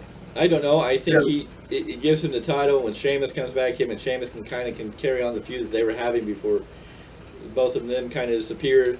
I feel that it may be part of whatever gets Drew McIntyre to stay in WWE. We'll give you a title. Here's the Intercontinental title because he's feeling he's being cheated out of it. It keeps him out of the main title picture because he doesn't really fit into the main event title picture right now. If he loses to Gunther, where does he go from there? He's kind of lost in La La Land unless Orton attacks him or somebody attacks him to counteract this match. You have to give McIntyre somebody to go feud with if he's not going to win this match. Granted. So I mean that's kind of like where I sit here going, okay, do they want Gunther to beat the record? Maybe, and that may be the agenda, but I'm kind of like, I don't know. It's like Drew McIntyre at this point, and he just came back and he's riding a hot wave, and I think people are ready for Gunther to move on. And of course we don't know this constant losing by Ludwig Kaiser. I mean, how much longer does Gunther put up with Kaiser's losing matches? So there's some elements in there that make it really iffy.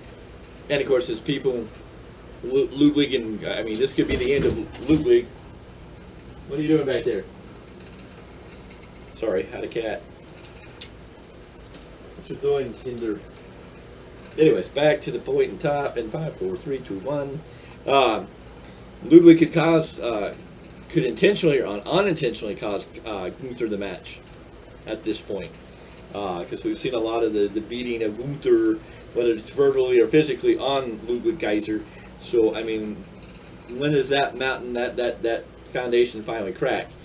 Not that I think it does anything for Kaiser. I mean, he is not developed to a point where if he breaks away from Imperium, I don't know what you do with him. By himself, it's like, he's the great sidekick. I mean, it's the Pinky in the Brain sidekick to Gunther. I mean, he's Pinky, Gunther's brain. It works. Kaiser by himself, it doesn't work. He hasn't developed worth anything as a singles guy. No, so that's where I'm like, I don't know what you're doing, because you're definitely building this animosity here. So I don't know. Maybe Kaiser does the right thing, finally get back in the good graces of Gunther and helps Gunther win this week or next Saturday. I guess that's just a wait and see. So I don't know. I guess I'm gonna go with Gunther. I'm gonna say they're gonna beat the record. What do you say? That's where I'm still going with it.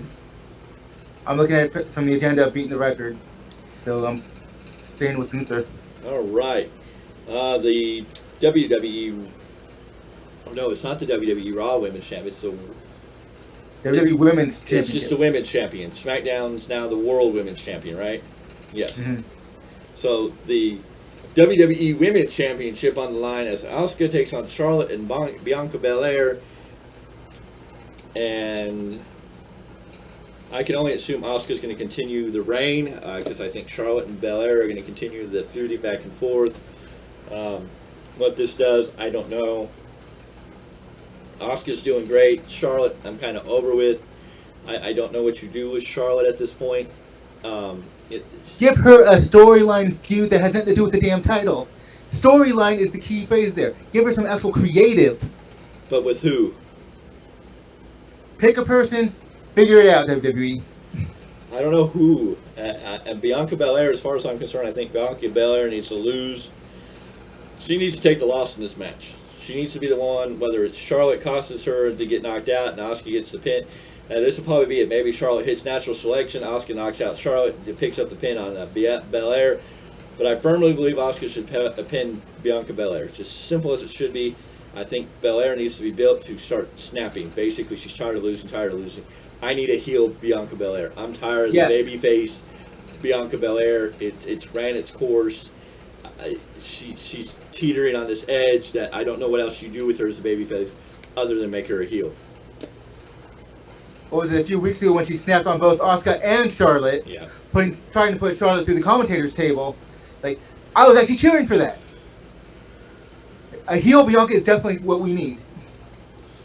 So I say Asuka to retain the title.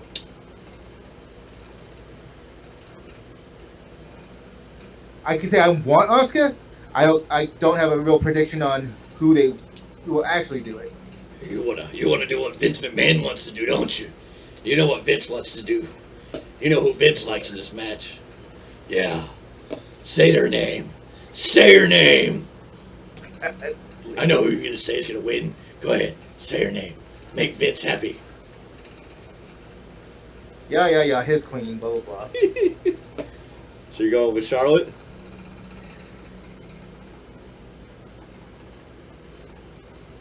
I can see arguments for all three based on the way things have been booked. I agree. So I was like, I really can't make a real prediction. Like I said, I want Asuka to win and keep the title, but you're afraid Vince McMahon's gonna come in and screw it all up and go, I need Charlotte to get it. I need Charlotte to do it. Charlotte. Oh, it's just as bad if Bianca wins in the current character. She's the least of the three I see winning it, just because I think that she held the title so long. Her time is up. This is her last little hang on to close out any loose end storylines and hopefully avert her somewhere else. What I hope is building her to a heel. I think if she takes the L on another match, she gets shoved to the back, she can build the story. There's just enough there that they're giving her that they could take her heel if they wanted to. And if they take the Street Profits heel, with Montez going heel, I mean, you could throw her in with as the female part of whatever Lashley's new group is going to be if that whole group goes heel. But I'm sorry, I just feel it's time to push Bianca heel. She's in the right storyline to push that way, and she needs to take the loss. And I think it's better Asuka than Charlotte. I'm not ready for Charlotte's, what it would be, 15th now? 15th title reign. I'm just like, I know they're pushing her to 16, but I'm like, not right now. Charlotte needs to be knocked out. Charlotte doesn't need to lose. Bianca needs to take the loss this time. Asuka needs to retain. And then we can get Asuka moving on to hopefully fight somebody else in this world. I don't know who's out there right now enough. Maybe that gives Shayna Baszler. I mean, I'd like to see Asuka and Shayna Baszler start to pick up a match. Shayna beats Ronda. Shayna definitely has the grounds to start pushing her way into that title match. I mean, if they were to run back their NXT feud, I definitely would not be mad at that. So, I say Asuka, you're undecided, and that's all right. Then we get the World Heavyweight Championship match with the World Heavyweight Champion Seth freaking Rollins taking on Judgment Day's Finn Balor. And this has been a great build-up to a feud, to a title that's kind of just was, you know, Seth said it was kind of a consolation prize title. I get it. It was just kind of made up, given to Seth for everything Seth's doing. Seth definitely deserves the title, but there really wasn't much to crown him champion. They had a good match. The thing here is I'm hearing rumors that Seth Rollins is hurt. I've heard similar rumors. And that's a damn shame.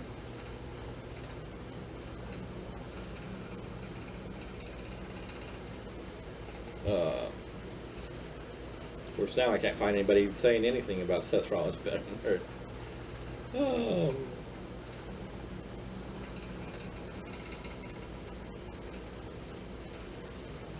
So let's ask it this way then. In an ideal situation between Seth and Finn, would you see Seth going over? Or do you give validation to Finn's 7-year gripe? It depends on the storyline they want to tell at this point, because there's several different things I can play out here. If Seth Rollins is injured, then the title's changing hands at SummerSlam. If he's really injured, and that's an actual injury and not some type of storyline, or even if it's a storyline, even if they're trying to sell this storyline. But anyways, if Seth Rollins is injured, he's losing the title. Could it be to Finn Balor? Yes. But we still have Damian Priest with the Money in the Bank, and there's been this tease of what's really going to happen there. Supposedly they're in alignment. You get Seth first. Once you're done with Seth, whatever happens at SummerSlam, then Damian Priest has all the right to do everything. It's hard to say how this is going to play out. If Seth's injured, somebody else is winning the title. I hope it would be Balor. Is Balor in the right place at the right time to win this title? I really believe so. I believe this is time. I don't think you can let Balor lose another title match, at least cleanly, in any sense of the matter. It's just like Balor's been here, and you keep dropping the ball. People want to see Balor with a world title, period. Whether he's heel or face, we all want to see the era of Balor. He's well deserving. He got screwed out of the Universal Champion when it first came out because he got injured by a buckle bomb. No direct fault of Seth Rollins. It was just one of those freak accidents in a match. And it's sad, but it happens, and that's life. So we know this. I think it's Balor's time. The only caveat to all this is, where are they taking Damian Priest? What is happening with Judgment Day? The rumor speculation that they're kind of over Judgment Day. To me, Judgment Day doesn't necessarily work for what it was originally introduced for. And the only factor into that is the storyline with Dom and Rhea is like almost separated from what Judgment Day is supposed to be. They kind of meddle it in, but it doesn't fit. Because you could take Dirty Dom and Mommy out of Judgment Day, and they would still be able to stand alone and be fine and do what they're doing and continue on without Damian Priest and Finn Balor. You take Finn Balor and Damian Priest out of Judgment Day, they're kind of lost in the sauce, yes, depending on how you do it. Now, could Balor possibly... could Balor win and Damian cash in then? Could Seth win and Damian cash in then? That could be, if they let Seth beat Balor and then Damian cash in, that would be very interesting. I have a feeling I don't know if Damian cashes in the middle of the match to jump in because he sees an opportunity. I don't know if Balor wins and then Damian turns on him by cashing in.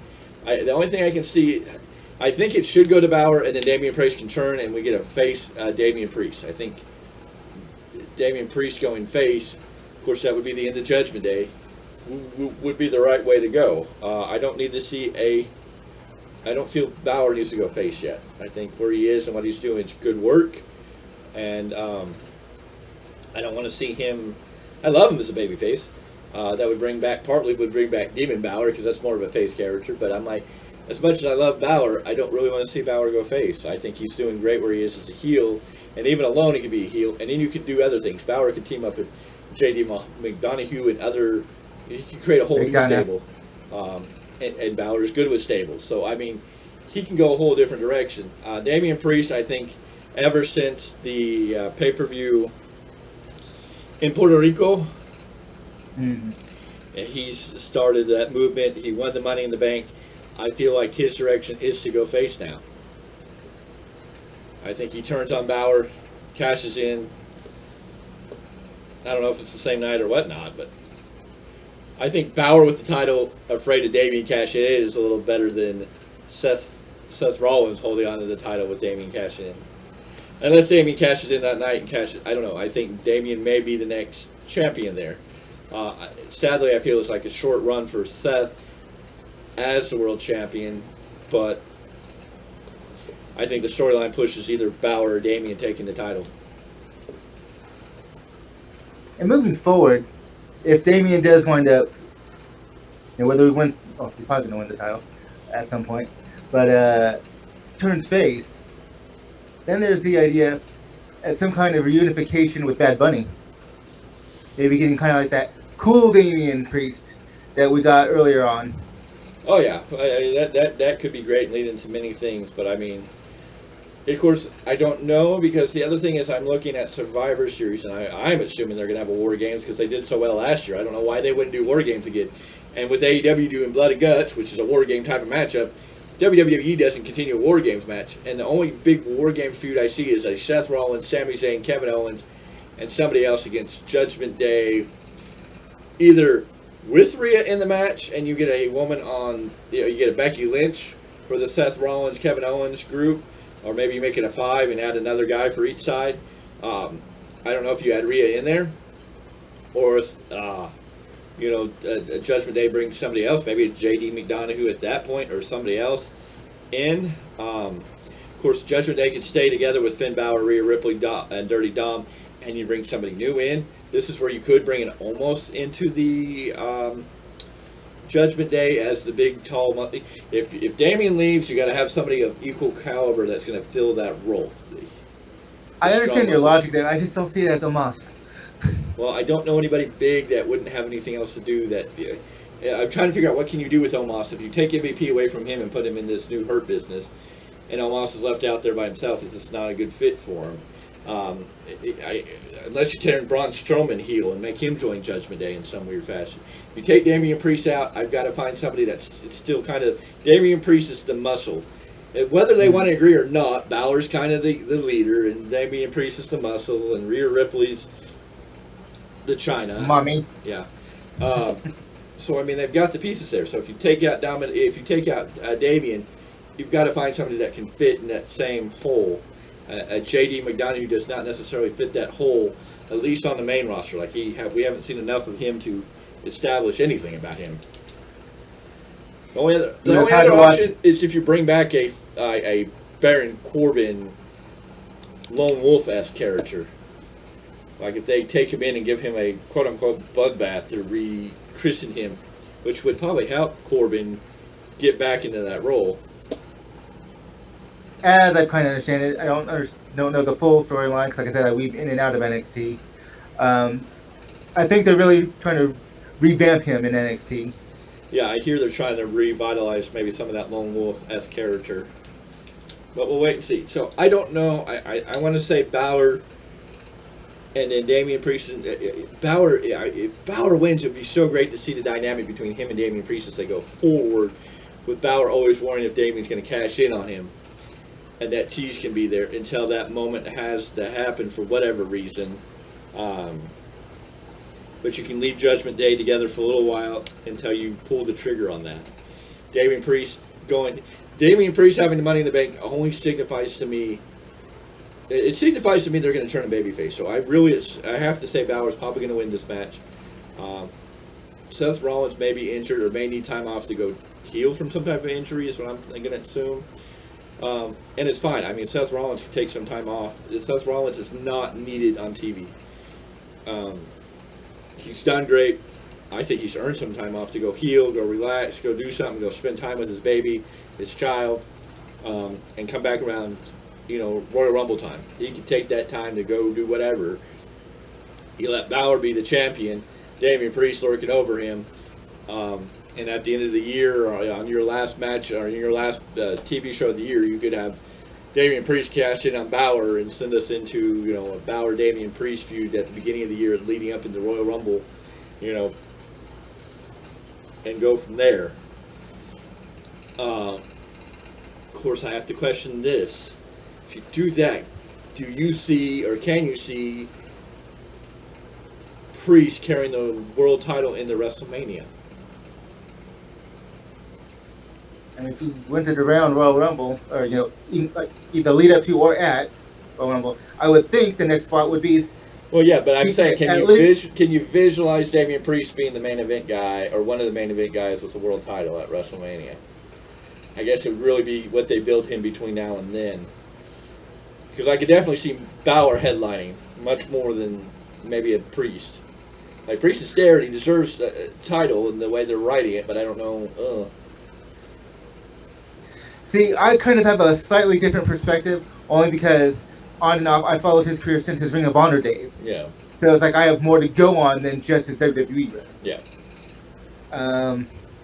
But we're focusing on the WWE because everything else doesn't really matter with WWE. So. At least that's what creative likes to teach us. Yes. I do see Balor as the quote-unquote bigger star, WWE run-wise. So that's the obvious, I'm sorry, I love Damian Priest, and if he goes to WrestleMania, great. As a champion, awesome. But I'd much rather see Balor finally main event at WrestleMania as a champion. I mean, it's not like he doesn't deserve it. So. Unless you totally rewrite the story and you keep Priest as the heel, he takes the title off of Balor and you send Balor away until you get Damian Priest. Let's see, how could you write this story? You could write the story where Priest stays the face, or stays the heel, vanquishes Balor away, and Balor doesn't come back until we get a day, until Balor, if you wrote that out, and then Balor win the Royal Rumble, which would really throw off other things for the other way I would write it. Unless you have Balor win the Royal Rumble or Balor win the Elimination Chamber match to take on Damian Priest at WrestleMania. See, that would be a great WrestleMania match, but the only way that would work the only way that I feel that would work, I don't know if I could, if babyface Priest versus a heel Balor doesn't taste as good to me as a heel Priest with the title against a babyface Balor at WrestleMania. I mean, we can sit here and discuss all how we're blue in the face. It's trying to find out what they actually do. I'm going to say Balor's going to win. Will there be a cash-in? I don't know. I think Balor's going to win. Do you have a preference? Seth or Balor? See, that's why when I was originally asking you, it's like, what's your ideal situation, as opposed to what do you think is going to happen? I think Balor wins and holds on to the title. I think they continue to Damian Priest over Balor's shoulder. They've already kind of tainted that storyline that Balor's always looking over his shoulder at Damian Priest. I think it gets even worse with the title, and there's a better storyline there. Other than what would be, I think either way, we're seeing the breakup of Judgment Day.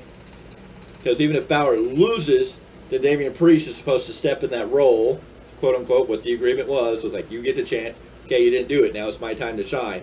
I don't think Balor, with the current character he has, can let Damian have that moment.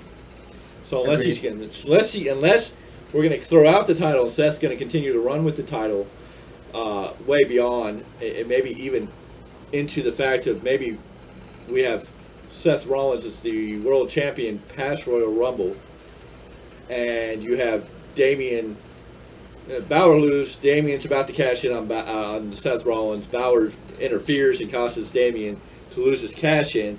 Then you have them two. If you break up Judgment Day, and then you leave Seth Rollins as the world champion after Royal Rumble, you have what we all believe for Cody to win the Royal Rumble, and then you're going to go, is Cody going to face Seth Rollins, knowing their history, or is Cody going to face Roman for that belt? I mean, unless they're going to really leave that open that we don't know who Cody's going to face, which is kind of stupid because there's only one direction. Yeah, I was going to say, sort of silly, but by the same token, it still works. Yeah. So, Seth or Balor? Or Damian Priest? That's the thing, it depends on the reality. If he's hurt, then it's it makes sense to go with Balor.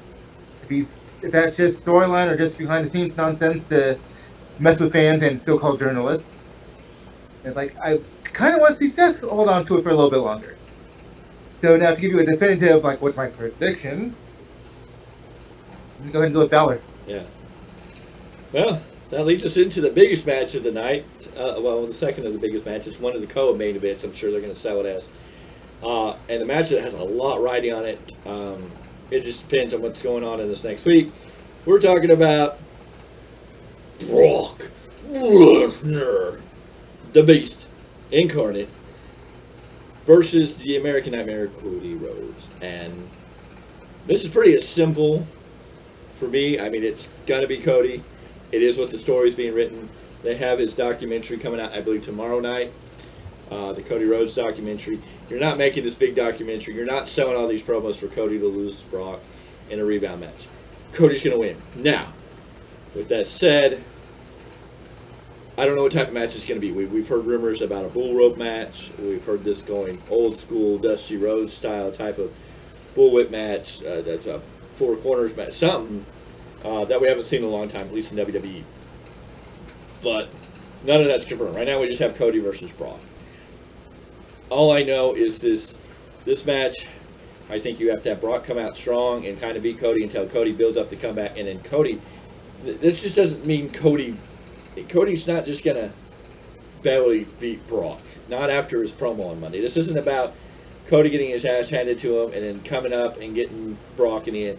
This has to be Cody dominating Brock Lesnar. This has to be Cody doing enough that we're going to see Brock Lesnar go away for a while. Storyline.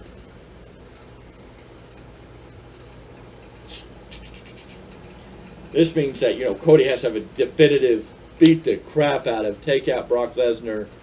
This has to be a very, very strong ending to this match. It's Cody's going to win, but for me, it has to be a definitive, decisive, got to end Brock Lesnar. Brock Lesnar's going to have to go away, that this is going to be so brutal. That's why I hope it's a bullet match, because that would really help Cody in slaying.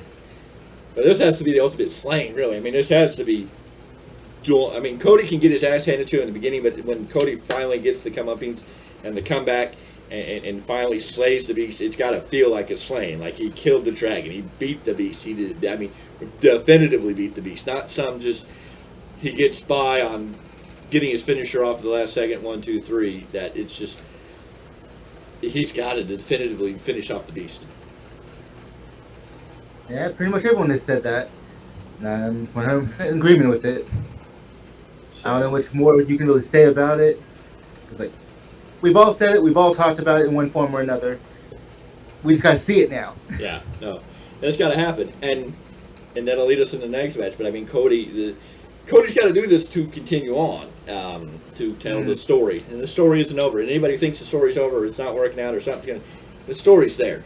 They're doing. I believe tomorrow night is the big Cody Rhodes biography story, whatever they're calling it.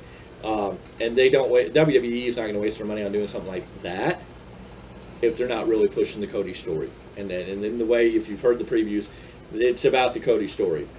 So we both agree it's going to be Cody. It's going to be a definitive. It's got to be I don't know what's going to happen, especially since they haven't given us that magic stipulation. I'm like, why haven't they? I'm hoping that on Monday night that Brock Lesnar, whatever this is, there's going to be this definitive moment that gives us, whether Brock attacks Cody one more time, somehow they add in something, it's going to come down to being some type of stipulation match. We've already had them in one-on-one matches that have been great. At this point, yeah, it needs to be a stipulation match where Cody can show these. The bullet match would be amazing. These two are going to beat the shit out of each other. And, yeah, that's what happens. But I don't know. We'll wait and see. Monday will be a tell-all. And finally, that brings us into the tribal match. The tribal something. I forget. I think it's a tribal match. Tribal combat. Yeah, tribal combat match. Which is just a fancy way of saying no DQ. Yeah, it's Roman Reigns, you're defending undisputed 3-title WWE champion versus main event Jey Uso. Can they get rid of the other titles? I guess we just got to wait for Roman to lose the undisputed WWE championship, and I get that, but it's kind of like walking around with all 3 titles. It's like, I thought the whole point of giving him the newest title was as a merger of the first 2. I think that's what we all thought, but the Bozo the Clown, Paul Heyman there, is still carrying around the other 2 titles.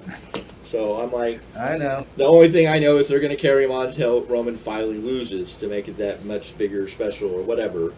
And that's fine, whatever you got to do. But I'm tired of seeing the multiple titles anymore now that you split those titles apparently back up. But anywho. He is not main event Ultimo Dragon. No. Unfortunately, I've got to break people's hearts. I know there's a lot of people out there that are buying into this concept.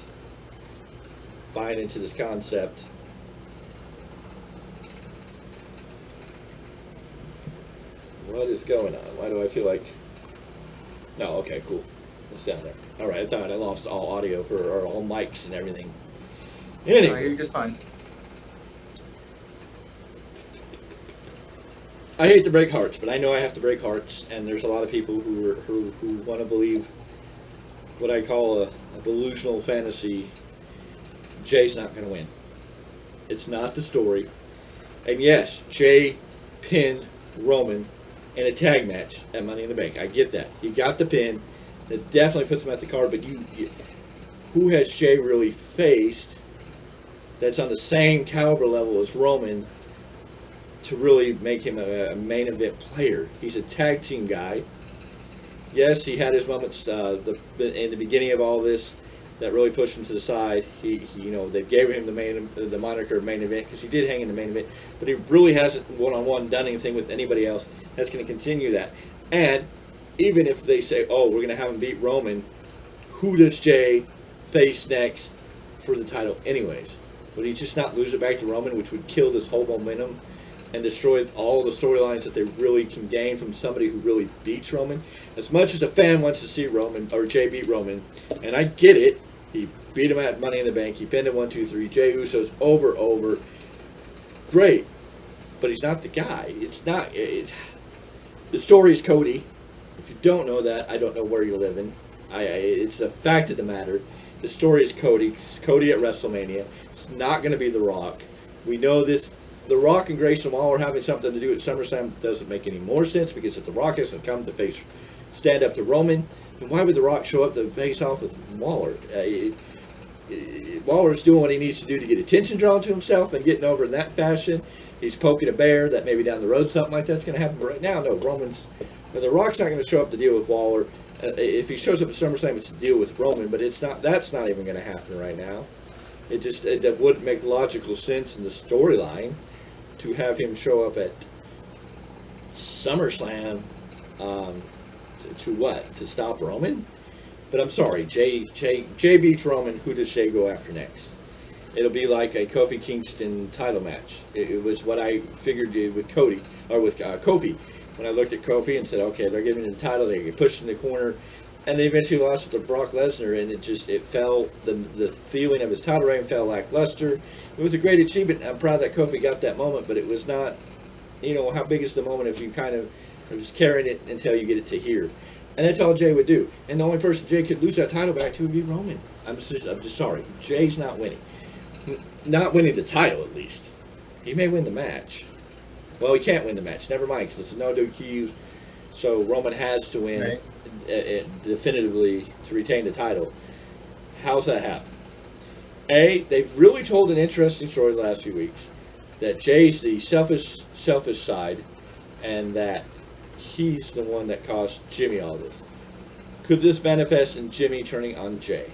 Could Jimmy show up, get jealous, employ his brother? Maybe he did this. Maybe Jimmy did all this to set his brother up for this ultimate moment.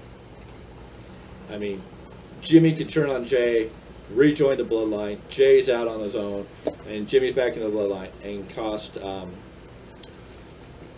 Jay cost Jimmy the title.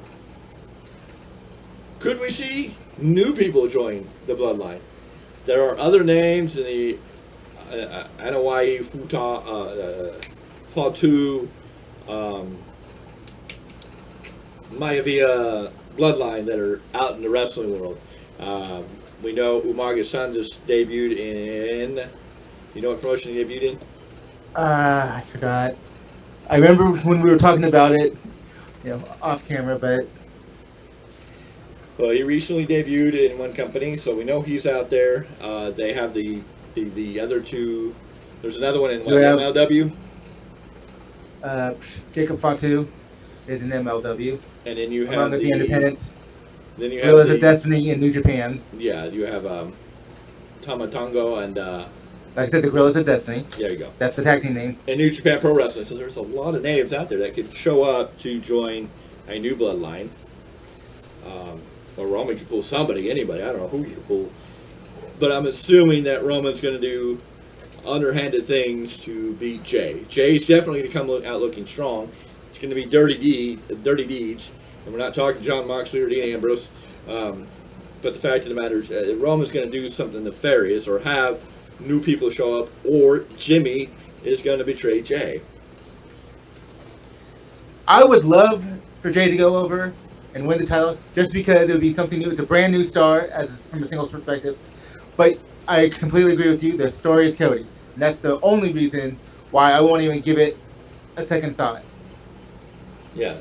No, I mean, I'm not putting down Jay. Jay's done a lot of great things, but he's not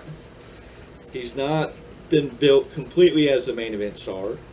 And he doesn't really he's not the with Vince McMahon still hanging out and lurking in the backgrounds, creeping around in the weeds like he said he wasn't going to do.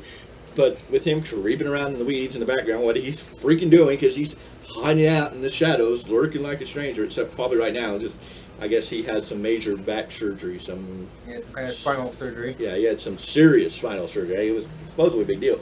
So I don't know where that puts him coming into everything else, but that is where we stand on that. Jay's not going to be the guy. Vince ain't going to let it happen. That's for sure. And even if Jay would be a fluke, it would be to make the fans happy, and then it would be a dead thing in a month or two. Okay, you want Jay to win, and I'm not talking about you directly, I'm talking to the fans. Anybody who's going, no, Jay's going to win, Jay should win. Jay's going to win. How long does he keep that title? Would he make it to Royal Rumble? Maybe. After he's not going to make. If he were to win, in theory, he cannot make it past the Royal Rumble. There's nobody who can tell me that Jay alone with the world title can main event WrestleMania. Him and his brother against Sami Zayn and Kevin Owens because they had a great storyline, yes. But Jay, as the WWE champion, main event WrestleMania.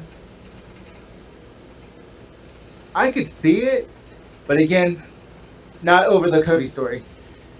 I can't see Jay. I mean, I guess you could creatively write something really good, but I mean, I don't know who he'd lose the title to that would even be good, or who he would defend the title against and maybe win. There's just not a story there. The story is Cody. We know the story is Cody. Cody's going to face Roman. Even if they do what I said a little while ago about maybe they keep Seth Rollins as the world champion all the way past Rumble, and then you get Cody to win the Royal Rumble, and now, is Cody going to take on Seth because he knows he can beat Seth, or is he going to go back and get Roman one more time? The story is Cody versus Roman. Cody's going to take the title off Roman at WrestleMania in Philadelphia. It's going to be a glorious moment. Cody will have his ride, and that'll be it. Now, so Roman's going over. Whether it's interference, not interference, it's going to be interference of some, whether it's Jimmy or some other new people. It's not going to be just this clean. Well, I guess they could pull out a trick like, what was it, Roman and Brock Lesnar? Which one was it Roman that got handcuffed to the, or was that, no, that was before Roman became the tribal chief, right? They had a match between him and Brock Lesnar where they handcuffed Roman Reigns to like one of the side post things up in the, if I remember correctly, they like handcuffed him and they were all screwed up. Anywho,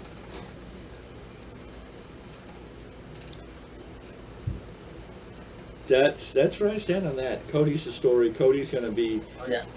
Cody's going to run the Rumble. As far as I'm concerned, Cody's going to be number one, number two. He's going to enter very on in the Rumble. Then he'll win the Rumble. It'll be the story continued. And then Cody will face Roman. I guess you could have Cody go into Elimination Chamber match after not winning the Rumble. Then he's got to go through the Elimination Chamber, but I don't know if everybody would be too tired of Cody, the overcomer of everything, you know. It's like some of that could, if you have you have Cody beat Brock, and that's going to be the final moment, and then Cody's going to step up and go, okay, I'm next. What's going to stop Cody after this? Because Cody and Roman are not going to hook up. Trust me, Cody and Roman probably won't touch hands unless there's a slight possibility they'll touch hands in a War Games match. If they bring War Games to Survivor Series, and it's Roman with whoever he has, and they insert Cody with the Usos or whoever else as a possible match, and that makes up, you're not going to see Cody and Roman hook up again until at least WrestleMania. And there's no reason for them to. Yes, Cody's going to defeat Brock Lesnar. Yes, it'll propel Cody to be in that main event spot where he should be, but there's going to be another catalyst. There'll be somebody else that's going to step up and block Cody from getting there. Who I like it to be. Well, there's a couple people that could be. Now, let's talk about these couple people that could show up at SummerSlam, or maybe the Raw after, which would be a great place. Let's talk about the Raw after SummerSlam. It could happen at SummerSlam, but even after the Raw after SummerSlam, Cody's defeated the Beast. Could happen at SummerSlam, but I think the Raw after SummerSlam, we're going to get an interesting take. So how do you keep... Cody's going to come out and cut his promo, probably the opening of Raw after SummerSlam, which would make more sense than actually have anything happen, because Cody's got to beat Brock clean. I don't think you interfere then. Number one, Cody comes out on Monday Night Raw, does his promo, I beat the Beast, I slay the Beast. Roman Reigns is next. I deserve my title. I want my time. No, it's not time. Sorry. You got some more adversity to get through. This could mean the return of a Randy Orton. We could get a whole Randy separated from Matt Riddle and everybody else we talked about. And Randy Orton could come out, RKO Cody Rhodes. Makes perfect sense because we know they have the legacy history. And you could sell the storyline.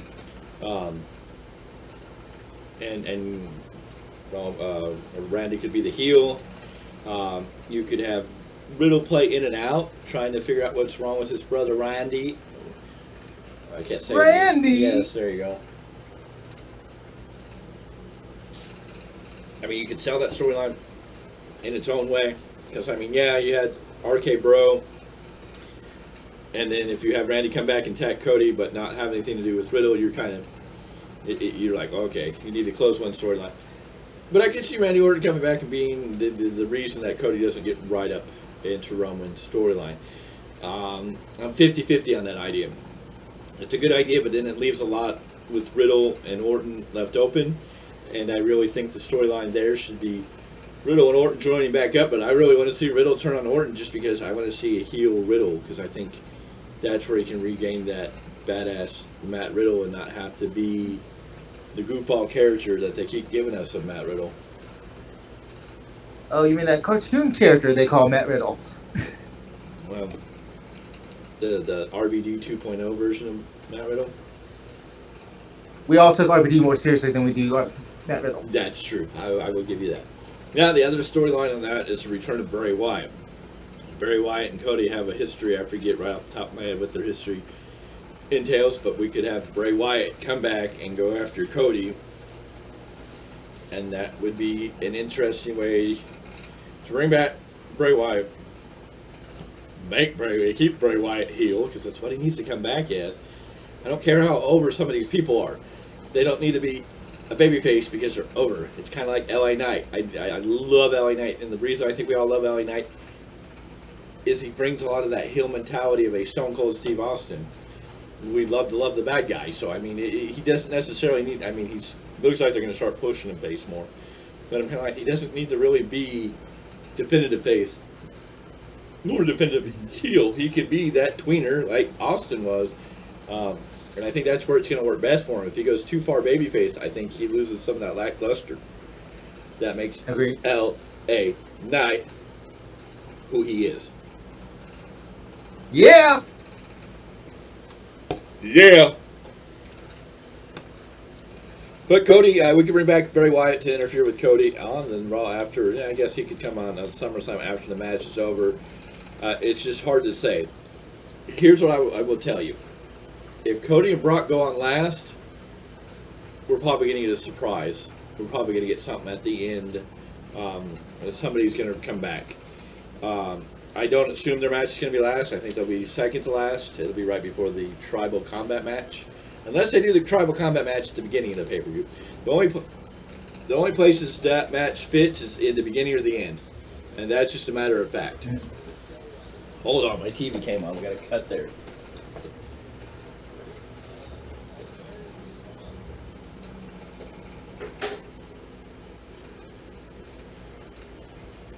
Hi, sweetie. Okay, back. Cut the edits. Okay. Fuck, what did I last say? Wyatt coming back as heel. Oh. Wyatt coming back as heel is the only way he's going to work. I don't need the babyface Bray Wyatt. It's just like LA Knight needs to be the tweener. He needs to be the Austin of this era. And quit complaining that he's too much like Austin. It's what's getting him over. So I think Bray Wyatt coming back as heel is what we need. We need a heel Wyatt. I don't need a babyface Wyatt. It doesn't make sense. And also, if Wyatt were to feud with Cody, by bringing in a revamped or new version of the Wyatt family, that also can get us through to Royal Rumble. Yeah. Well, and that's what I'm saying. Whether it be Orton, Wyatt, or somebody else, Cody has to have some other. And it's got to be a decent name. It's got to be a main level. I don't know. Maybe Edge.